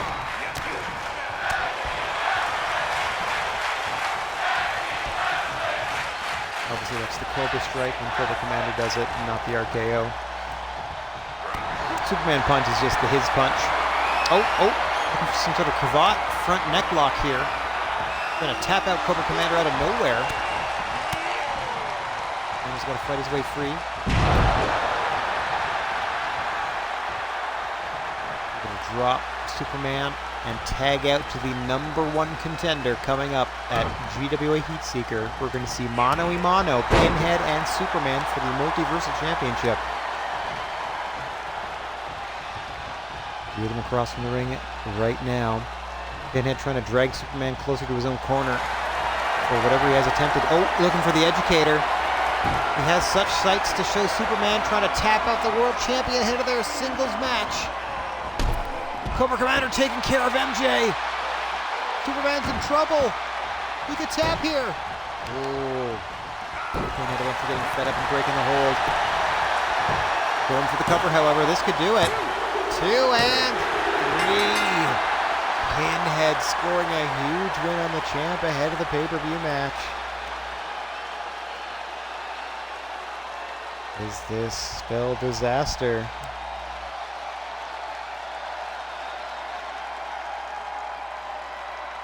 For the title reign of Superman. Pinhead and... look at him slither over for the cover. I love it. Pinhead faces Superman for the Multiversal Championship at GWA Heatseeker, and this tag team victory couldn't tap him out. This tag team victory certainly makes things more favorable to Pinhead in terms of what stipulations may be added to that title match. I have to do some thinking on that. I keep all these notes so that I can go back through the match results and listings and all that stuff and try to do some sort of headcanon for why all 10 matches are going to be on the pay-per-view. We shall see. We shall see what we can do with all this. I mean, obviously these guys are going to make it because they're the main event, like Pinhead and Superman. So I'll have to think of some match type that favors Pinhead in some way. And like I said before, if Superman's team were to win, it would probably be more athletic-based stipulation. And if Pinhead's team were to win, something involving weaponry, I would assume. So I'll think of something. But coming up next, though, we have another singles contest in a war betwixt Lady Boss and the bad guys, as Beyonce is taking on Yolandi Visser, and both women have their crew in tow, as Queen Elizabeth II and Hella are in the corner of Beyonce, and Tank Girl and Harley Quinn in the corner of Yolandi Visser. As we said, it is Lady Boss on your left versus the bad guys on your right. Can you watch Tokyo Joshi Pro Wrestling on your TV? If you have a subscription to that Wrestle Universe that they come off of, yeah, you can cast that to stuff. Like if you have a Chromecast or just the ability to, some castable device. Yes, because I have the Wrestle Universe app on my phone, and I use that to stream stuff. Like I can just oh, we missed something in the middle of August here. Tokyo Princess Cup. Shoot. As I'm looking at the app right now.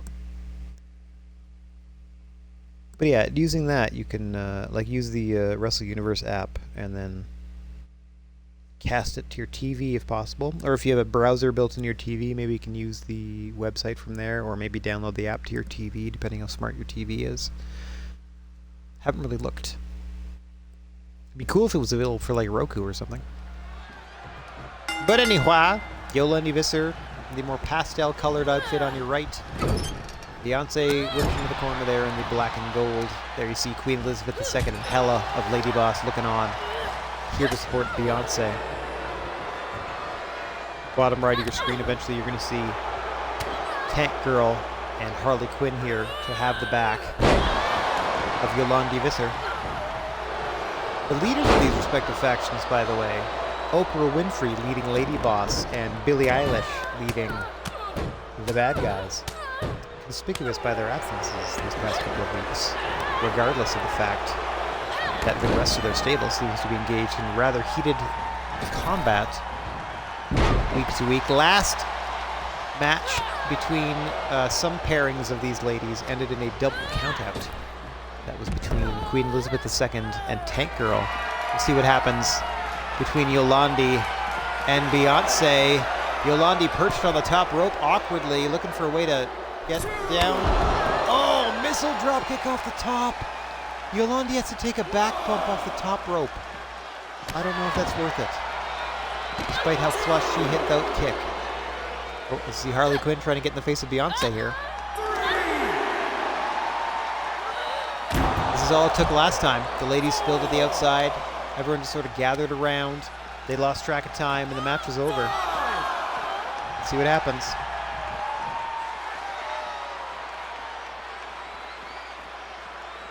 Oh, Yolandi refreshing the count. Still a 6 for Beyonce. Look at that. Smartly returning to the ring.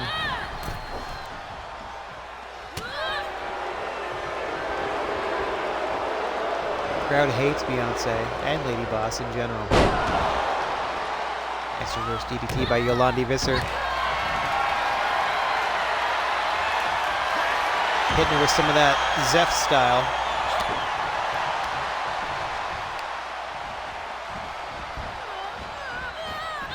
Just biting the fingers of the Queen Bee. Whatever works. No love lost between these two factions. Whatever works. Oh, Beyonce goes low to avoid that second neck breaker. Now working the small of the back. Into the hammer throw up and over the ropes. Into the corner of her bad guy teammates. I seem to be a bit distracted. In comes Queenie. Oh, this could erupt any minute now. Queenie over to cause trouble. You see Tank Girl daring her to get involved. As Yolandi and Beyonce continue their hostilities outside the ring. Once again, we're up to 4 now. A slow count. 5, excuse me. Oh. There goes Beyonce once again. Hella thinks twice about getting involved. Up to 6. Off the post goes Beyonce. 7. Up to 7. Could we have a second double count out in a row? Once again, chin crusher she goes. 8. Ref just stopped counting. Starts again at 8. Yolandi slides in. Keep counting, ref. 9. Beyonce in at 9. Oh! Oh! Angel swings out of nowhere! For the cover of Beyonce! Just a 2. I can't go as loud as I can normally commentate because I'm in a different part of the house. Gotta try to control myself. Oh, what a knee strike by Beyonce. Yolandi could be out here. Oh, just rolling the shoulder. Yolandi, skin tone of a cartoon character. It's like Patty Mayonnaise dressed up for wrestling. Or something like that, anyway.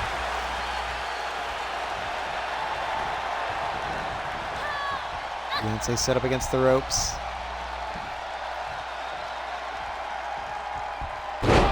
Nice! Spinning suplex. Off the ropes by Yolandi. Into the cover, hooks the leg deep. 2 and... Beyonce out at 2. Yolandi can't believe it, but I can. A lot of resilience in the stable of Lady Boss. Up and down that roster. Oh, 3-handled family Gradunza. That fisherman spinning neckbreaker, first popularized by Perry Saturn. Quickly up to the top goes Yolandi. The no-arm splash. Well short of its target. Beyonce looking to take over. Tank Girl, look, see she's covering her face in disgust after that big miss by Yolandi. How the tides have turned here.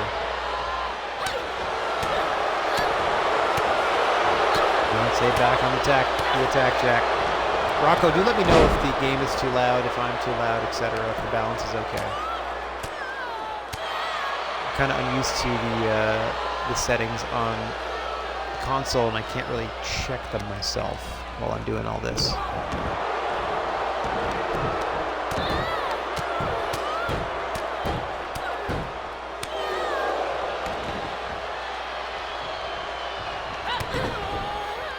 Oh, Beyonce pulls her back to her feet. Could be thinking Angel's Wings once again. Plants her into the cover. Goes Beyonce. 1, 2. No. Tank Girl again rolls the shoulder. Amazing resilience shown on the part of Tank Girl. Or excuse me, Yolandi Visser. Yolandi and Tank Girl, normally a tag team. That's why I was confused. It's much like Beyonce and Queen Bee, the normal tag team in the Lady Boss stable.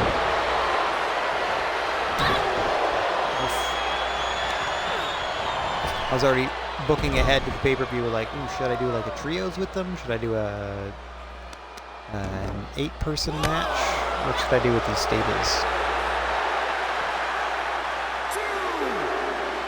Once again, the action spilling outside. Oh, good gravy. Face first goes Yolandi. The Queen Bees, they fight their way up the ramp. You see all the interested parties at ringside spilling it.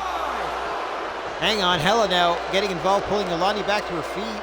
That's not technically interfering. That's helping her get back into the ring, basically. Oh. Beyonce resets the count. The action once again spilling outside. Leg sweep on the floor by Yolandi. Count continues in the entranceway. Whoop.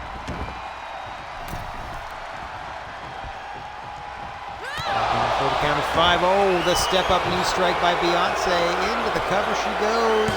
1, 2, and 3. Beyonce knocks out Yolandi Visser.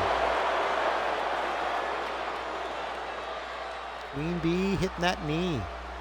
Get the 1, 2, 3. Here's your winner. Oh. Potential feud, which is great because I wanted to do a feud between the teams. Are we doing real respect? I don't think so. Hang on. Hang on. I don't think so. Here they come. Even though Yolandi is the good guy, I feel like she's going to get attacked. Oh no, that was pure respect. Fair enough. All right. Begrudgingly shown respect between Lady Boss and the bad guys. Potential rivalry. Gotcha. Ah, yes. So I can't interfere in the triple threat. That's too bad.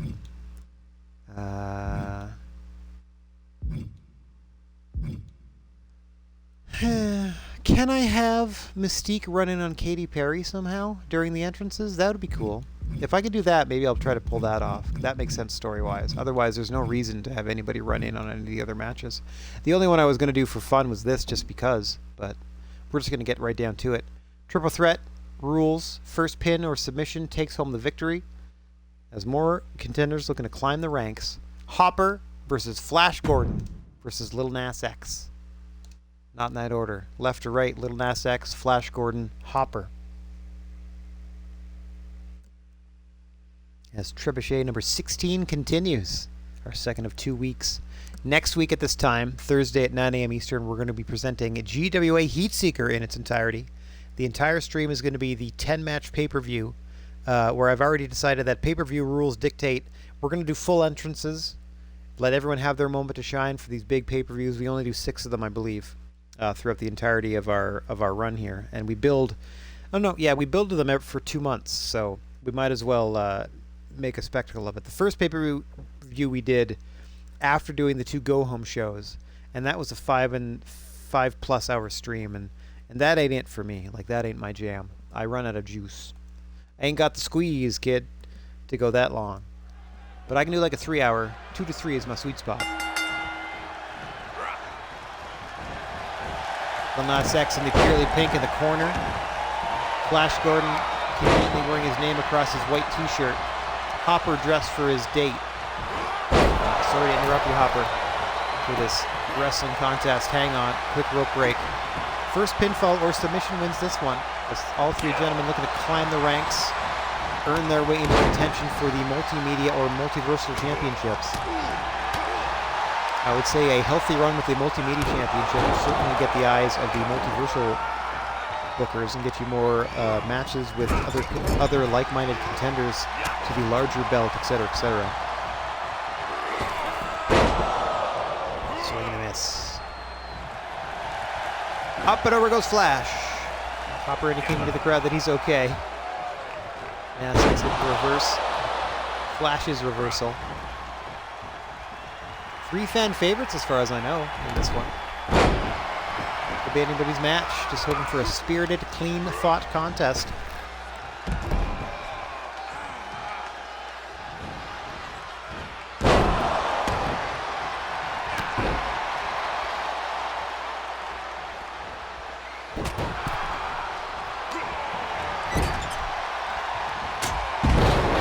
Hopper stuck in the corner. You can only watch as Flash and Lil Nas X fight on. No belts on the line. Winners share the purse and an all-important climb up the rankings. Oh, hang on. Hopper going Thunder Fire Powerbomb here into the Razor's Edge. Are you kidding me? Oh, countered by Nas X. Good gravy. That would have ended the night early. Most definitely spelled victory for Hopper. Nas X will look at a great counter there. Ending up at a camel clutch, but too close to the ropes as Flash Gordon is able to get back into the ring. Quick flipping senton splash there by Lil Nas X off the middle rope. Gets popped up by Flash and dropped face first onto the canvas. Got to go collect himself outside the ring. Flash Gordon has a chance here against Hopper, who's already down and out. These triple threat matches are isolating one opponent in the ring, the other outside the ring. Well, you can take your chances, and here comes Flash after that bulldog. 2 count on Hopper.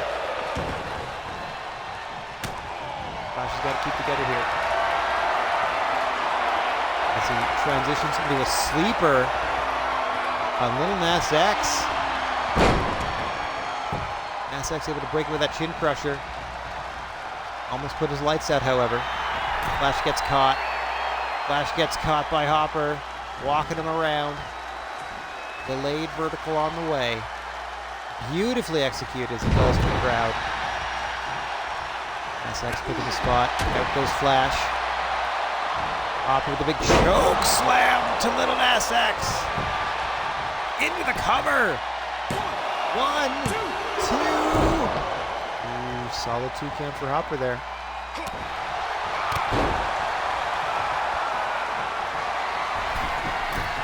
Falling up top. Moonsault from the big man. Nas X got to get out of there. I do not blame them.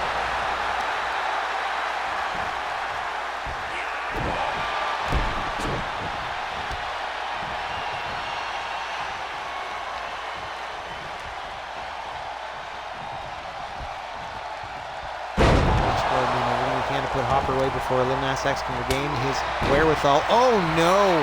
Knee strike to the side of the head of Hopper busted him wide open. Saw some of the blood splatter into the camera. Flash trying to keep Lil Nas X at bay. Hopper seems fired up by the fact that he's been busted wide open. Coming for Flash Gordon, who meets him center of the ring. They're gonna choke him out. Nas X breaks it up. Flash Gordon relentless in this matchup. Not cruel per se, but certainly not holding back. Spirit of competition is strong up and down the GWA roster. As Lil Nas X now trying to Oh, hang on. Oh, choke breaker. Hooks on across the knee, now sitting up Little Nas X for what I do not know. Oh, the big boot to the face by Hopper. Looking to follow up here. Got him up. Oh! Feast your eyes. Okay, so he must be Donovan Dijak. More poke coming out of CM Punk sounding like a diva. I mean, I don't really want to talk about Phil anymore. I'm over it. I've been apathetic to him for a while now. Don't even care. Just get him away from wrestling. Just stay home. Go do anything else. You had your run and then came back and ruined your own legacy by revealing what type of person you are. Should have stayed gone.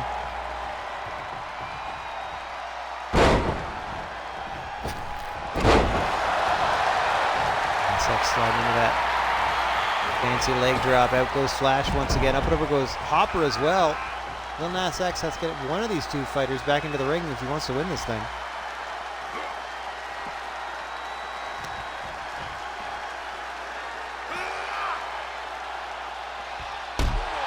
Oh, big shoulder breaker on the floor.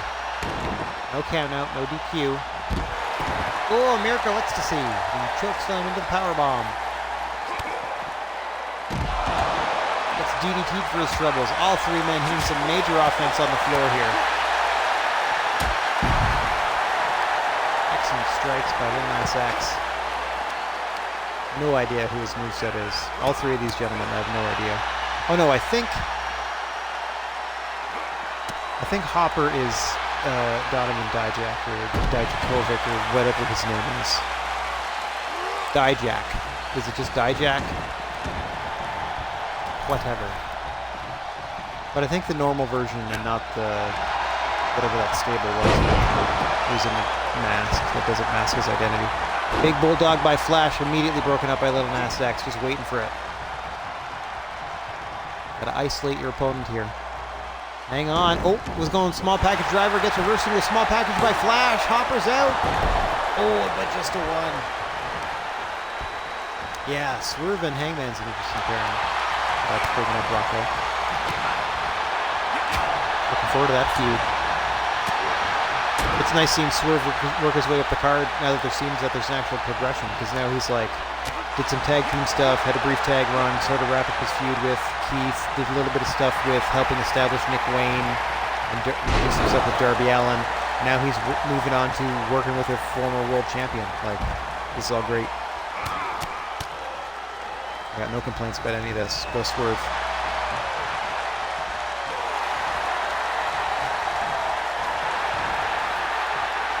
Flash just raking the back of Lil Nas X here. Not the most heroic offense with Flash Gordon in this one.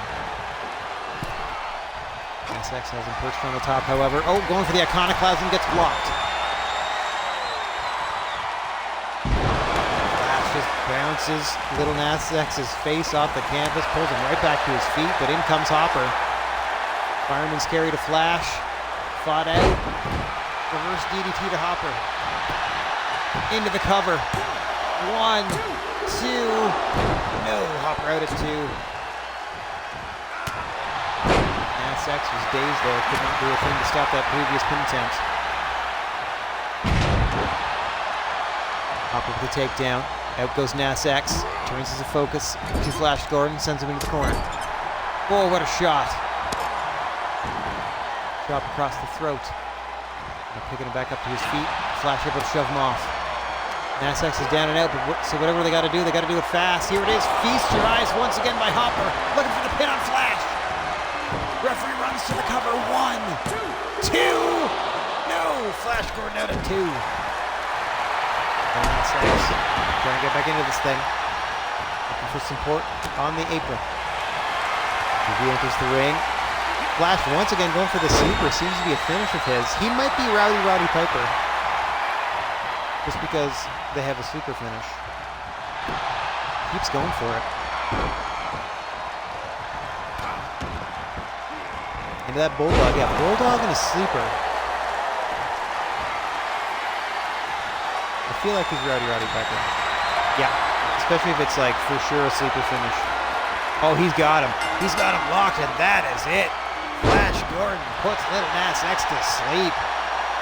Your winner.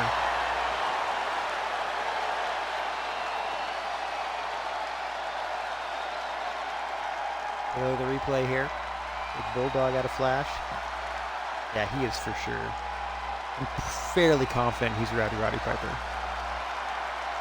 Like, very basic, old school offense. Got that finish as a sleeper as a finish. There you see the Feast Your Eyes by Hopper. Didn't get the job done, however. Flash able to kick out. Eventually hits that Bulldog. Hopper down and out. Here and is chokes your out winner, Little Nas X. Flash Gordon. Hey, he got his name right, too. Big win for Flash. Back on Trebuchet. Nice to see ya. Okay. Coming up, we have a 2-on-2 Extreme Rules tag, as we have Mac and Charlie Kelly. Wait a minute. Okay, Mac and Charlie Kelly against Pennywise and Freddy Krueger. Okay, let me run in. I'm going to run in Custom Superstar, the Trash Man, on an entrance run-in to support Charlie Kelly. And I'm going to leave entrance on because there's a run-in, so you have to do the entrance. Okay, so this is going to be a tag team match. Mac and Charlie Kelly representing the gang against Pennywise and Freddy Krueger. But the Trash Man is going to run in during the entrance of Pennywise and Freddy Krueger to hopefully help the gang in their Extreme Rules tag match with the Dream Warriors. So some underhanded tactics from the faces in this one, but we'll see if it pays off for them. I also wanted to see how interference worked, so we booked some interference. Should be fun. I mean, it should all be fun. That's kind of the point. I just wish it displayed the logos where it said it would. Like that black circle that's always empty should have that multicolored GWA logo in it, because that's supposed to be where the logo of the show goes. Anyway.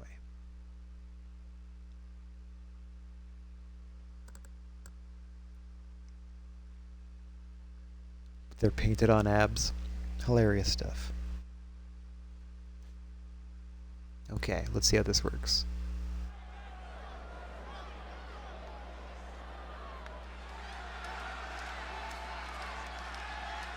My apologies for the flashing following lights. contest is a tag team Extreme Rules match. Sure is.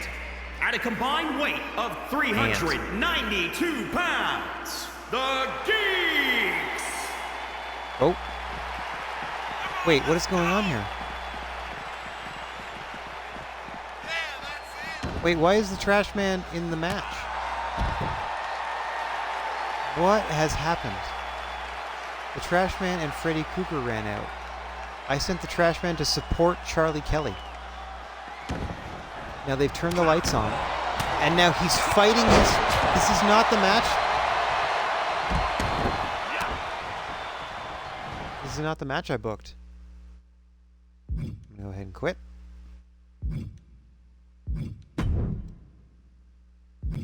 Yes. That was ridiculous. That's not what I booked to happen at all. I booked the Trash Man to come help Charlie. See how it's the Mac and Charlie yell? Okay, run in setup. Who runs in? Oops. Custom Superstars. Trash Man. Entrance run in. Entrance run in to support Charlie Kelly. Let's try again. If it doesn't work, I'm just going to cancel the run-in stuff, because that doesn't make any sense to me. Okay, let's try this again.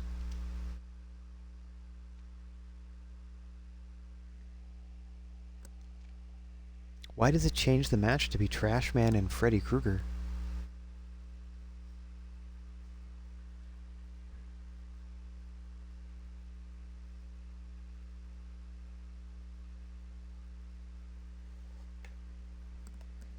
One second.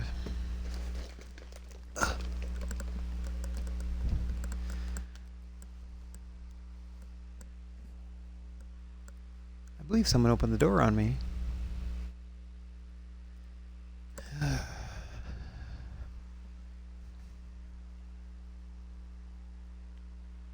Okay.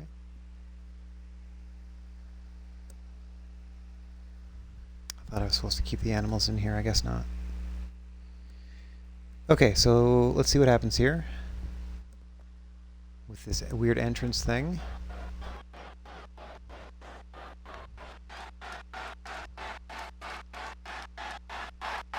Here they come.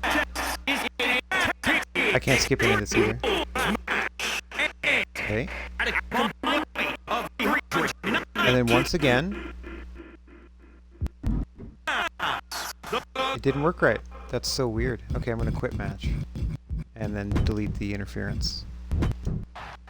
Maybe it's because it's a tag team match? I don't know why it changes the tag team partner. It just makes him run out. So what if I did... Oh, for crying out loud. Alright, I'll be right back. I have to go to the bathroom anyway. So I will fix this in a second.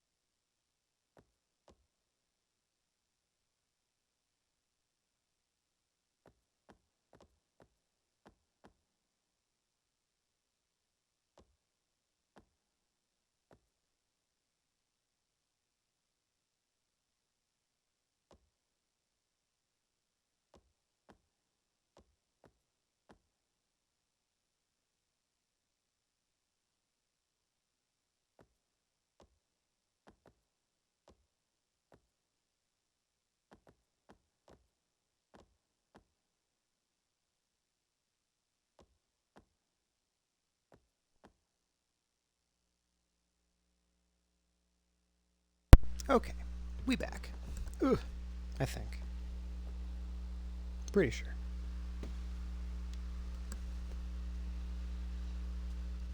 Okay, I'm fairly certain this is going to do the same silly thing again, and I'm going to have to quit immediately. What I'm going to try to do instead is, if I can tell it that Pennywise wants to run in on Charlie Kelly's behalf, quote-unquote. The following contest is a tag team extreme rules match. And at a combined weight of 390... Yeah, see, I'm just going to quit, because it brings out the wrong people. I'm going to configure the run-in to see if I can do Pennywise instead. And if that happens, then it just jump starts the regular tag match.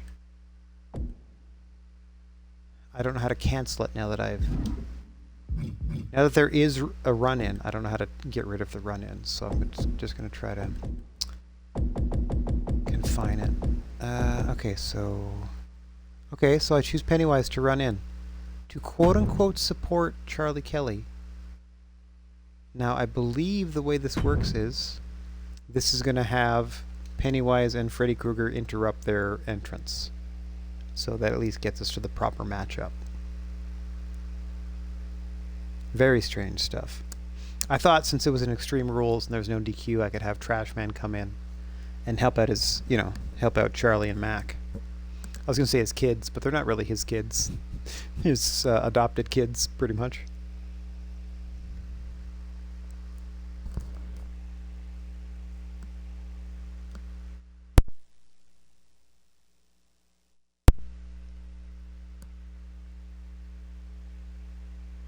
Okay, for like the 4th time, we're gonna kick this can down the road. Might not even last that long as a match, we'll see. Fingers crossed it knows what it's doing this time. I mean, if it does exactly what it's done every previous time, all I've done is swap out the Trash Man for Pennywise, so it should make sense that the Dream Warriors just jump the gang during their entrance. The following contest is a tag team extreme rules match. And at a combined weight of 392 pounds. There we go. So that's what the 2 people we wanted to get him anyway. So they're just going to fight. There, that works. One after each of them. Yeah. Yeah! So they jump-started the match. We're underway. Fine with it. Bell hasn't run yet. So this Extreme Rules Tag Team match getting underway early here. Pennywise, Freddy Krueger, Charlie Kelly, and Matt. Pinfalls and submissions gotta count in the ring. It is not a false count anywhere. It is an Extreme Rules tornado tag. So you must respect the confines of the ring to earn your victory. Other than that, anything goes, pretty much. See both men have sort of paired off. I believe once they enter the ring, the bell might ring when the match officially starts.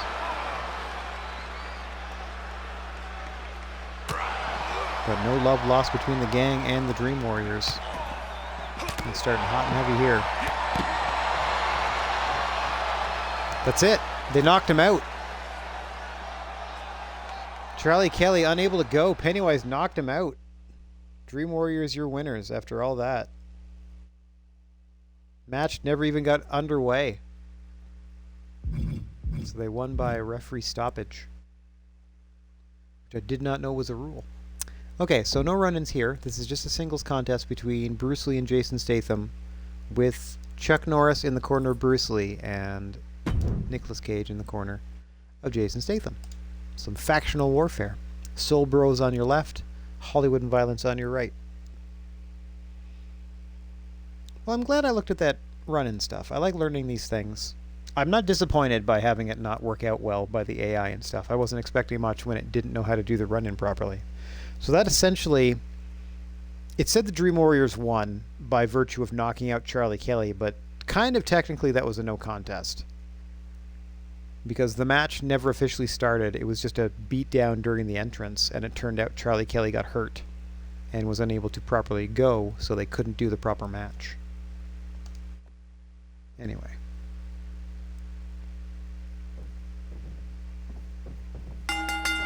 Away we go here. I don't know why there's no crowd. Zero crowd whatsoever. There we go. Crowd exists. After the first move. Bruce Lee up the ropes. Big diving knee strike. Bit of a more casual look for Bruce Lee today. You see Chuck Norris, arms crossed, smiling in approval. Holy moly, what a maneuver there! 1, 2. Bruce Lee can't believe it. I can scarcely believe it myself. Okay, now we get to figure out who's whom here in terms of movesets. Nick Cage is The Miz. Chuck Norris, I don't know. Bruce Lee, also don't know. Statham, don't know. We'll figure it out. That's more of a diving fist drop, I guess.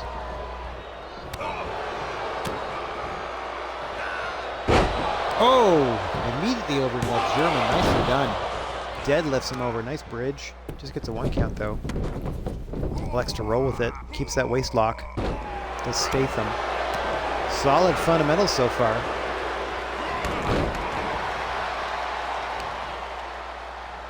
Putting the fun in. Yeah, that twisting 450 splash was ridiculous, was it not? 1, 2.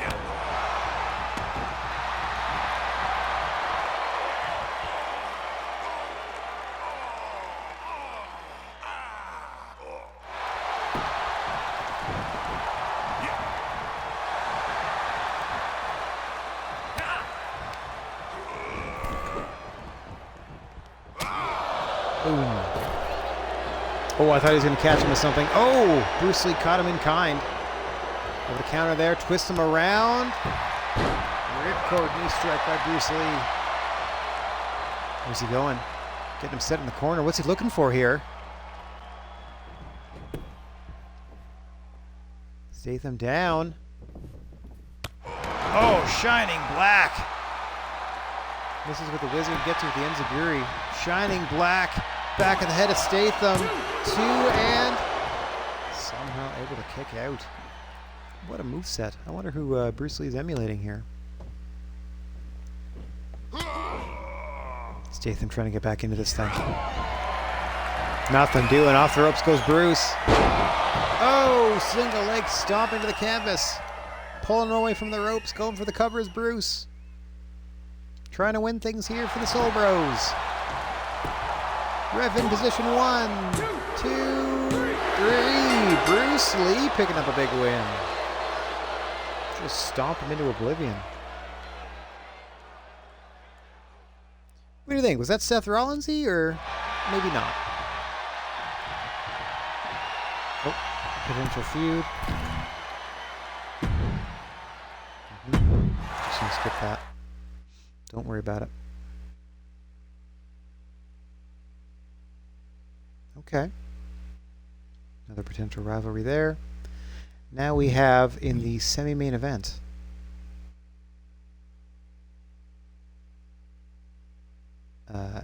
Katy Perry's hand-picked opponent for Mystique in this non-title match, Captain Marvel taking on our Women's World Champion. I'm going to keep entrances off. I'm not going to bother with a... Let's see what we can do run-in-wise. It ruined the match last time.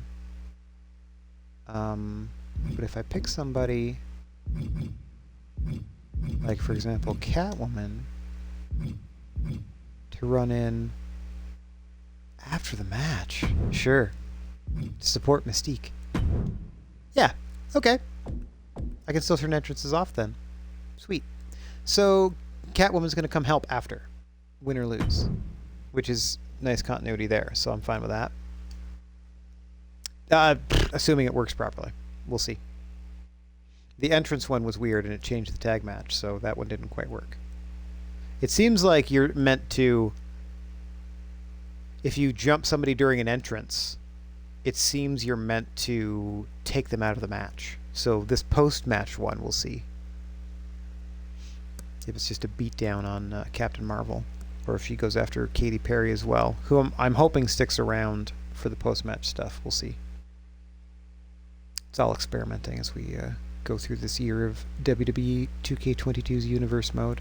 I haven't used Universe Mode this extensively in a long, long time. This is the first time I booked a solid year on my own in a while. GM Mode coming back kind of took all that energy, or most of it, where I was just happy to learn what did well in GM Mode, you know? Boom!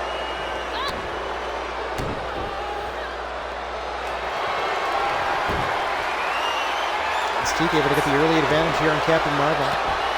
Hand-picked opponent by Katy Perry. Ahead of Katy Perry's Women's World Title match coming up at GWA G4 next week. This Sunday in the WWE Universe calendar. Next week in real world time.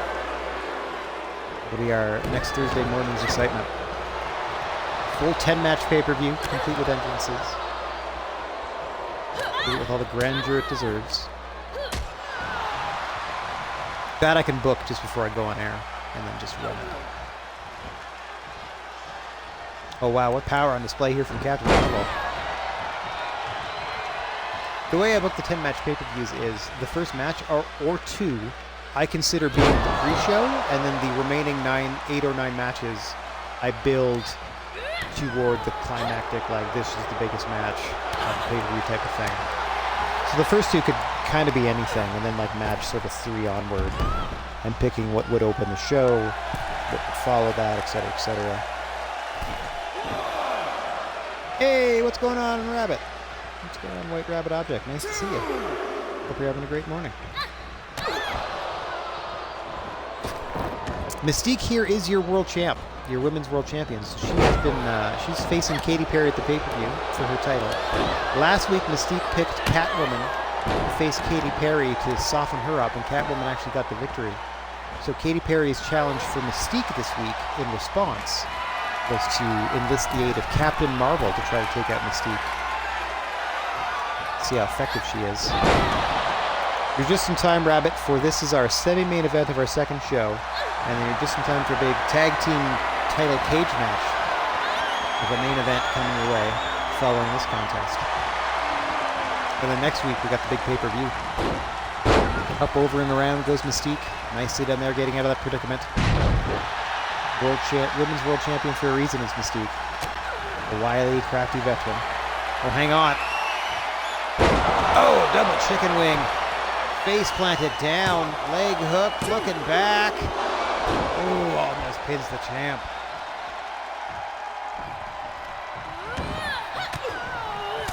Right? It's so fun to be able to bring all these worlds together and kind of like there are some pre-existing storylines based on universal affiliations. There's other things that we can make up. Oh, hang on. Oh, a trip to the stratosphere for Captain Marvel. She's used to being in space. Back into the corner. She's sent by the Women's World Champion Mystique. Looking really good in this non-title match. Off the ropes. Let's hope Miss Marvel or Captain Marvel was stratified by the actions of the Women's World Champion. She looks briefly at Katy Perry and hooks the leg deep, and oh, once again, Captain Marvel kicks out. Amazing resilience. She feels to the small of the back, though, for her troubles. Captain Marvel's got to get back into this thing in a hurry. Oh, hang on. Fisherman. Oh, Fisherman. Brainbuster to Mystique. Instinctively fighting her way back to her feet. Powerbomb by Captain Marvel. Able to kick off a follow-up move. What wherewithal from the champion who's climbing the ropes.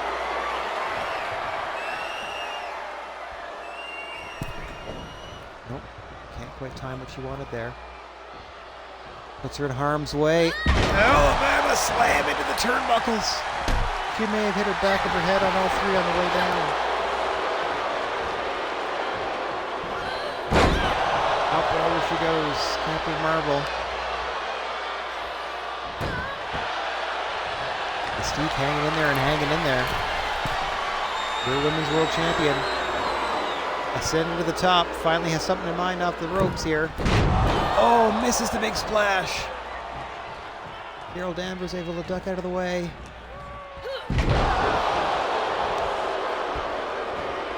Raven Darkholm, I think.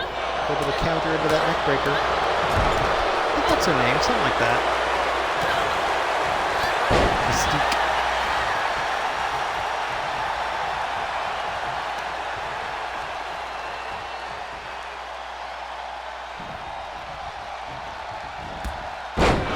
Oh, gets caught.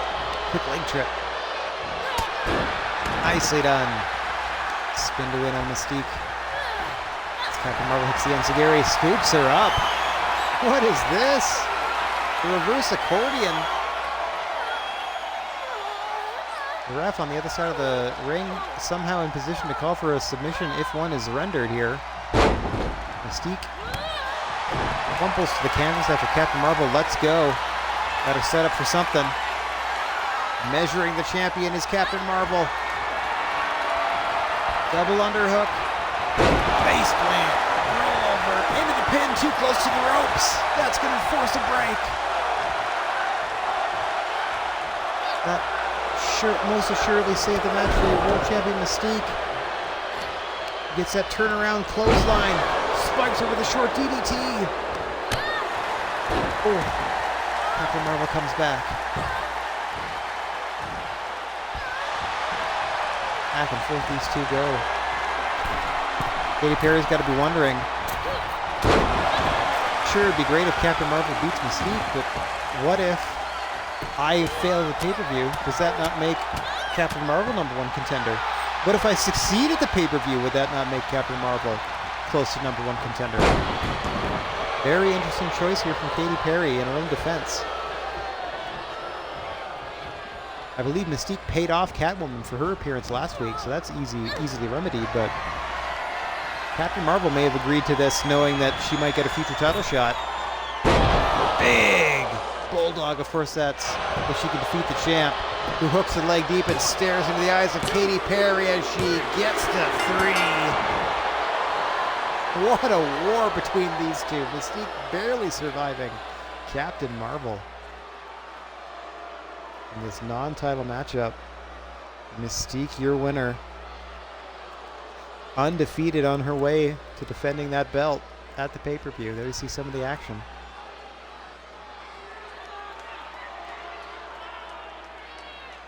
Here is your winner. That was the Miss turning point. Topic. If Mystique hadn't gotten that rope break,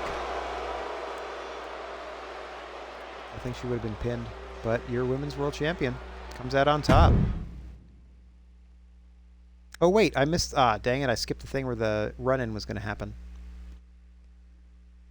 Sorry about that, everybody. It didn't really look like it was happening. I would have thought it would have been like an immediate thing. Anyway, we're going to leave entrances on here because this is your main event. It is a tag team steel cage match. The Soldiers of Fortune are invoking their rematch clause. So John Rambo and the T-800 are taking on Tyler Durden and Bolo Young, the reigning tag team champions and stablemates of Jason Statham and Nicolas Cage in Hollywood and Violence, defending their tag team titles against the Soldiers of Fortune in a cage match. Tag team cage match, your Trebuchet main event. There it is, the GWA Tag Team Championship Tornado Tag Team Steel Cage match. Can't fit any more words into that.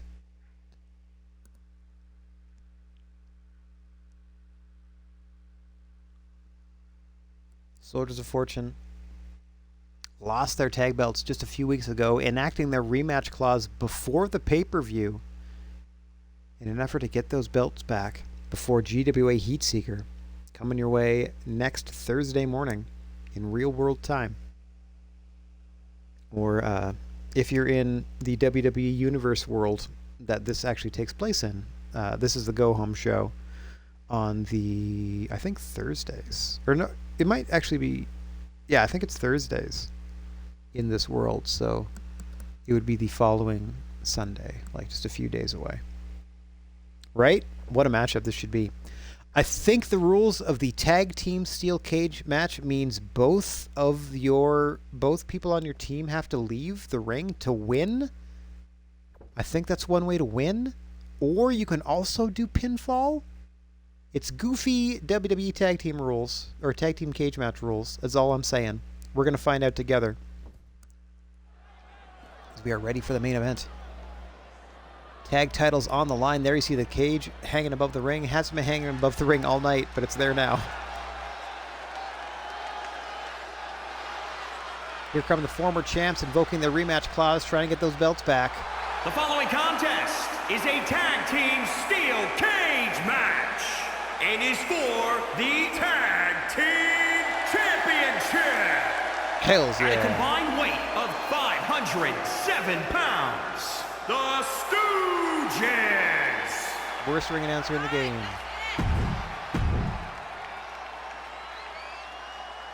So cool, what a fun shot. Rambo and the T-800 look ready. Beckoning forward the champions, and here they come. Please don't try this at home. Oh, look how cocksure they are. Bolo Young and Tyler Durden. Combined weight of 447 pounds. They are the Tag Team Champions, the Hollywood Blondes. Hollywood and Violence, as represented by Tyler Durden and Bolo Young, making their way to the ring. Their first defense of the GWA Tag Team Championship. A cage match against the former champs.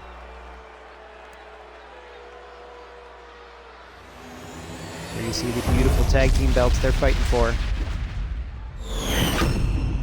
Hells yeah. Challengers look ready. Champions look ready. Why does this look so fast? Why is this from fast forward? Look how fast the crowd was there. That was weird. All right. Yeah! Those beautiful custom titles. Blue on one side, pink on the other, when they come together in the middle. As the cage is lowered. And we're underway! No ref in the ring, all action. Your GWA Trebuchet main event. A steel cage match for the tag team titles. Tyler Durden and Bolo Young, your champions, standing tall. Both challengers down on the canvas. Bolo Young tying up the T800 as Tyler Durden looking to leave the ring immediately. That provides an advantage and a disadvantage. You half won the match, but then you've isolated your tag team partner in the ring. Be at the mercy of a 2-on-1 assault. Very interesting strategies taking place here. I might very well make them a custom rule set for tag matches to counteract some of the silliness that can occur based on the rules as defaulted to WWE. So it is escape the cage or pinfall or submission. I think you only need a single pinfall or submission, or both members of the team can escape the cage. I think.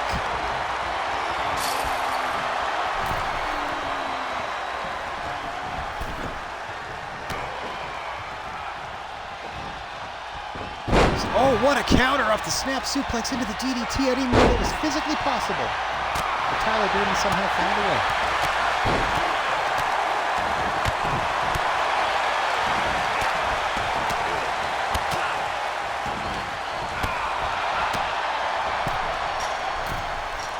Durden now getting some purchase.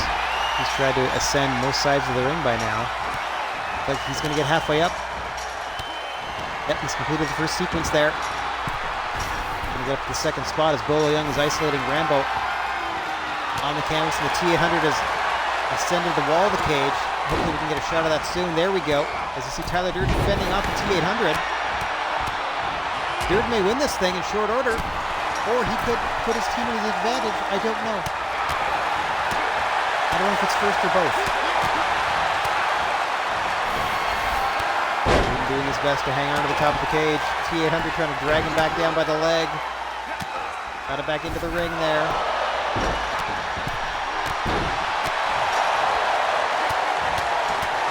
Now the T800's turn to try to find some purchase close to the top of the cage. Oh, it took too long.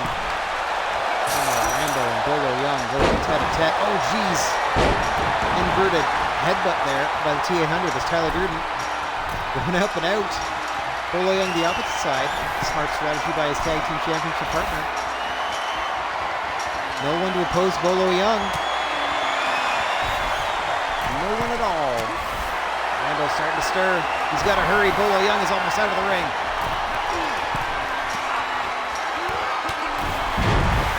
Oh, Tyler Durden almost out. Soldiers of Fortune desperately trying to get the champions back into the ring. Bolo Young back inside. Tyler Durden teetering. A button press or two away. Oh, someone just busted open on the cage. I think it was Sly. Down he goes, crumpling to the mat. Bolo Young regaining his purchase. Up he goes. Up goes Tyler Durden and the T800 simultaneously now. What is going on here? They're both on top of the cage. Bolo Young halfway out. Rambo's got to hurry. A button press away. Bolo's done it. Bolo's done it. Bolo is out. If that ends the match or not, I do not know. The T800 is out. The T800 is out. We're down to Rambo and Tyler Durden. Tag team goal on the line. Tyler's halfway up the wall. Rambo, get back into this.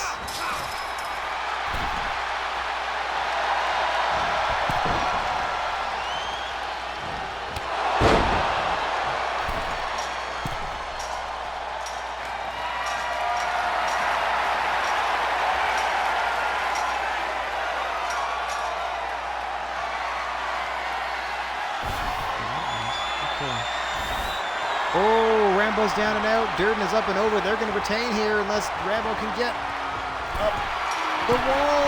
A button press away. That is it. Tyler, no! He just stopped him in time. As the bar was flashing to start the animation of his descent down the side of the cage, John Rambo at the last second pulls him back into the ring. The fight continues, and now Rambo looking to ascend. The race is on. Rambo up the cage. They're both on the roof of it. Scooting closer. Whoa, whoa, whoa, whoa. They're fighting back and forth, teetering on the top of the cage. Rambo's going out. Tyler's going down. Rambo's gotta hurry. He's gotta hurry. Oh, he was so close. Almost had new champs. Now he kicks Durden away. This is Rambo's chance. Durden up immediately. Once again stops John Rambo from leaving the ring. Once again gets rebuffed and dropped to the canvas. Immediately back to his feet once more. What a sequence. What a struggle. Rambo gets so close. That's right, Rockwell, all the butt punches. Tyler Durden once again getting knocked off. Immediately back to his feet. And once again, Rambo trying desperately. Just drop off the cage. The T-800 will catch you. Oh, Durden had to take a couple extra steps. But once again, he's knocked off, and once again, Rambo starts anew. What a predicament. Tyler's got to scurry. Oh, closer and closer. Rambo every time. Once again, kicks him off the cage. What a finish. What a nail biter. Durden's got to scoot over. Got to scoot over. Oh, Rambo is 2 presses away. If you can knock him off twice more, he's got him. Here's the first time. This is going to get him a little bit closer because Tyler, climbs the cage wall in the middle and then has to scoot over. Yeah, in the middle. He's got to move over a little bit. Over a little bit. Oh, so close. And off the cage again. Rambo desperate to regain these belts. Tyler Durden desperate to retain them. At no point does he think to leave by the door.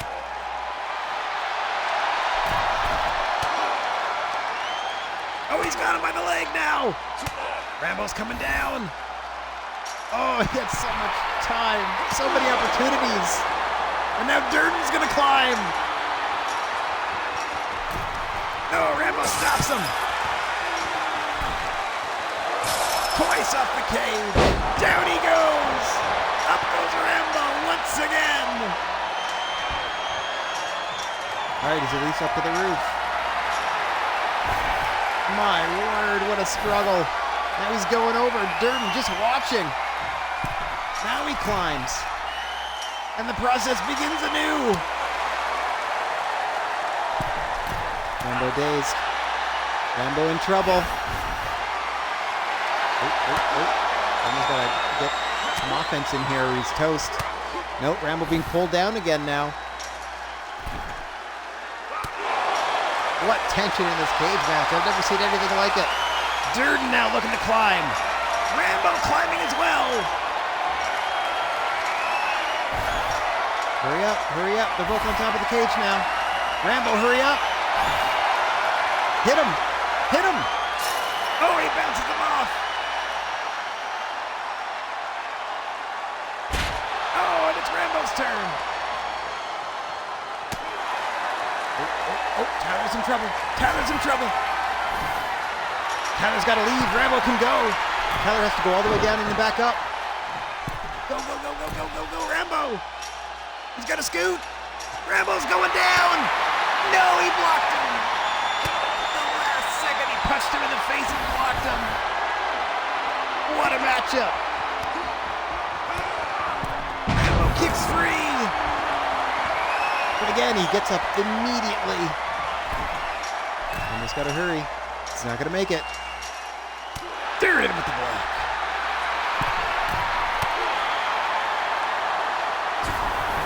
Yeah, he's seizing up that thigh. Charlie horsing that whole leg, punching him there, and that side of the ham hock there. He pulls him down once again. Durden looking to climb. Hollywood and Violence looking to retain. Soldiers of Fortune looking to regain. In this year GWA Trebuchet main event. The main event of the go-home show before the pay-per-view. Rambo and Tyler up top. Oh, Tyler gets bounced. Rambo can get a couple of these together. If he can sequence a couple of these together, he might be able to get up and out. He's trying already. Tyler's got to go down and pop right back up. Rambo's got to pound those buttons. Go, go, go, go, go, go, go, go, go. Oh, he's going to punch him. Oh, he just stopped him again.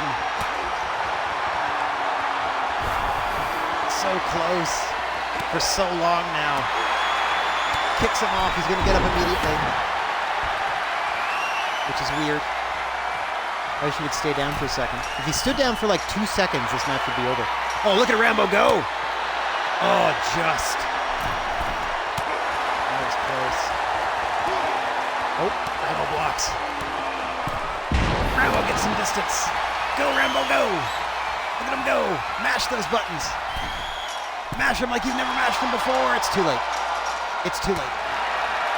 Man, he's just getting to the end. Oh yeah, he's not going to be able to use that right leg for like a week after this. He's going to be in therapy from now into the pay-per-view if he wins and has to defend the belt. Go, Rambo, just drop, dude. Just drop. Oh, he just gets to where he completes the sequence, but he can't start the animation because Durden's right there. Ugh, go, go, go, go, go, go, go, go, go, go. Meanwhile, Durden's back. Bumping, bumping, bumping like crazy. Oh, just stopped him. Another huge sequence where Rambo's close. Just stay down. Stay down. Oh, just need to stay down for like a second. And Rambo can get this sequence finished. There, he did it. But he gets punched. He's got to be able to duck his head away from that roof of the cage.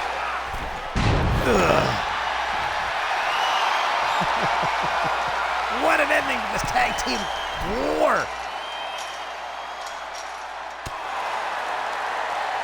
What a grueling contest.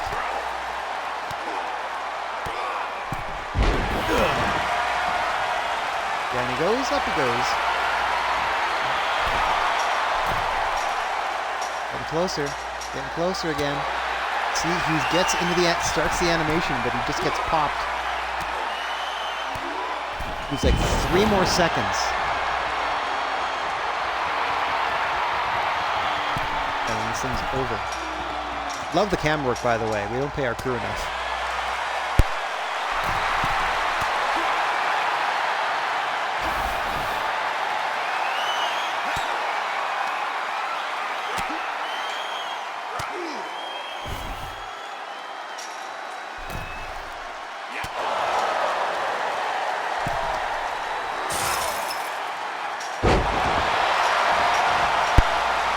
Durden with a chance. Rambo's down.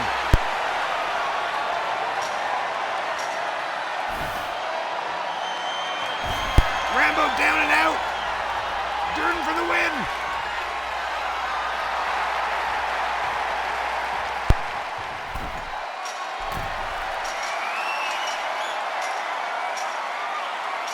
Retain. Hollywood and Violence retain. Rambo's not going to make it. What a war! And still.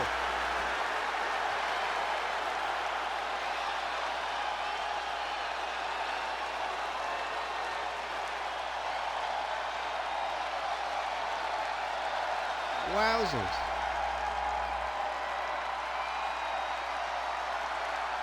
Oh my God, why are we having replays of the crowd?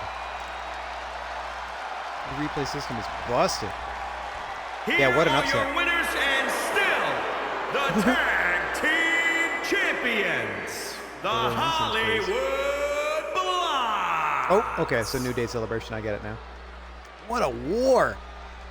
Yeah, Rambo had so many opportunities to win. Tyler Durden just outlasted him. Amazing stuff. And they retain the belts going into the pay-per-view. That kind of messes up some of my plans, but I'll figure something out. I was hoping to get the belts off of them back to the Soldiers of Fortune so I could separate some stuff out. Okay, there we go. Off to the next show, which is SmackDown. Gonna back out of this and then move our calendar to our next actual show, Heatseeker, our August pay-per-view. Let's take a look at what they auto-booked. This isn't necessarily going to be what we're running, but they auto-booked Spider-Man Shang-Chi for the multimedia belt. They auto-booked Queen Elizabeth II and Beyonce versus Yolanda Visser and Tank Girl for the women's tag team belt. That is actually exactly what we want, so that's going to stay. They booked an 8-way... Excuse me, they booked an 8-man 4-way tornado tag match. Busting up a bunch of teams. Improperly doing 4 different teams. Very strange. Then a Predator versus Michael Jordan 1-on-1 in a cage. The Public Beatdown Squad of Mr. Rogers and Bill Nye versus Doctor Strange and Wong, Team Supreme. Yep, the Katy Perry Mystique Championship match, which we're absolutely doing. The Cobra Commander Chuck Norris match, interesting. Spawn Kratos, no thank you, we're not doing that. A tag team match where Tyler Durden and Bolo Young defend against the Dream Warriors, interesting choice. And then Cage Superman in the main event, that's not at all. That's a different rivalry. Superman will be facing Pennywise. So that's what they would have auto-booked for GWA Heatseeker. We're going to go ahead and customize the whole thing later. But that's next week's trouble. That is next week's jazz. This week's adventures are done, and I thank you for joining me for 2 weeks of Trebuchet. No matter where or when you happen to be watching from, wishing you all chill vibes and a hope for clear skies. And if you find yourself in possession of a plethora of positive energy, please share it if you can spare it. And don't forget about your old pal, the silent G, Rad Gnarly, saying so long for now. As I said, we're going to get back to the GWA action next Thursday at 9 a.m. when we present GWA Heatseeker, our quote-unquote August pay-per-view. Our summer pay-per-view at the very least. So that is the plan for next week's GWA show.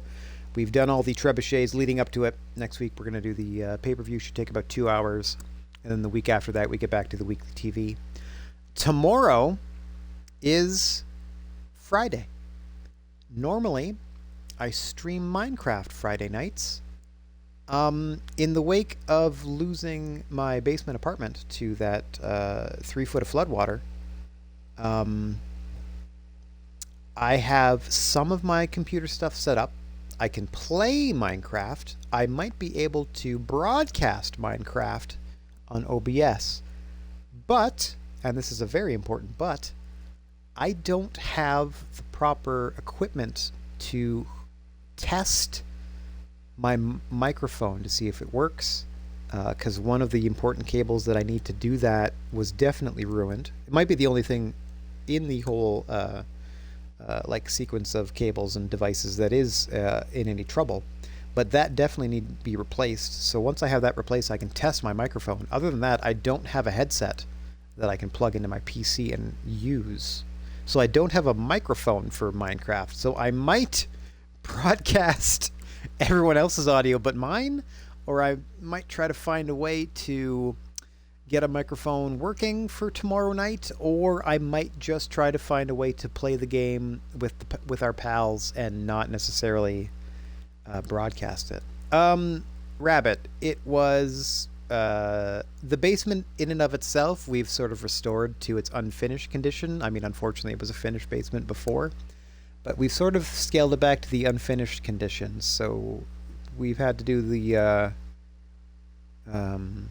4, like the bottom 4 feet, you know what I mean, like from the ground up 4 feet was pretty much ruined along the walls and the floor itself. So all that down need be fixed, replaced, whatever. All the like electrical receptacles and all that stuff like that. Yeah, it was rough. I lost, like I said, there was a whole apartment down there. I had a living room, with a kitchenette area. I had a bedroom. I had a bathroom. The furnace and storage room was also down there. So my family, fortunately, was able to save like I'd say 2/3, if not 70-75% of the stuff. But everything on like the bottom shelving, even though it was in plastic containers, the flooding was such that the water got above the plastic containers, and if a lid got cracked open, they got full of disgusting water that ruined a bunch of stuff. Yeah, it's been a rough couple weeks, but we're getting back to I don't want to say normal, but we're getting back to whatever the new version of normal is going to be, slowly but surely. Anyway, any sort of like, that's sort of what I was encouraging earlier with any sort of like sub gifting or bits you want to send my way or anything like that. That's pretty much the only thing I'm asking people to do, because that again helps my Twitch profile and ultimately helps us repair some stuff and replace. Well, basically, I had to refurnish the whole apartment down there, and personal belongings. I'm slowly figuring out what works and what doesn't. Anyway, enough of that. On to happier things. We'll try to maybe figure out Minecraft tomorrow, but don't be surprised if it doesn't happen as a broadcast. It might just happen privately for those of us on the server. And I will definitely be back next Monday, however, for Starfield. That's our new Monday game, bright and early Monday morning. So ta-ta for now, everybody. I bid you a fond adieu. Bye.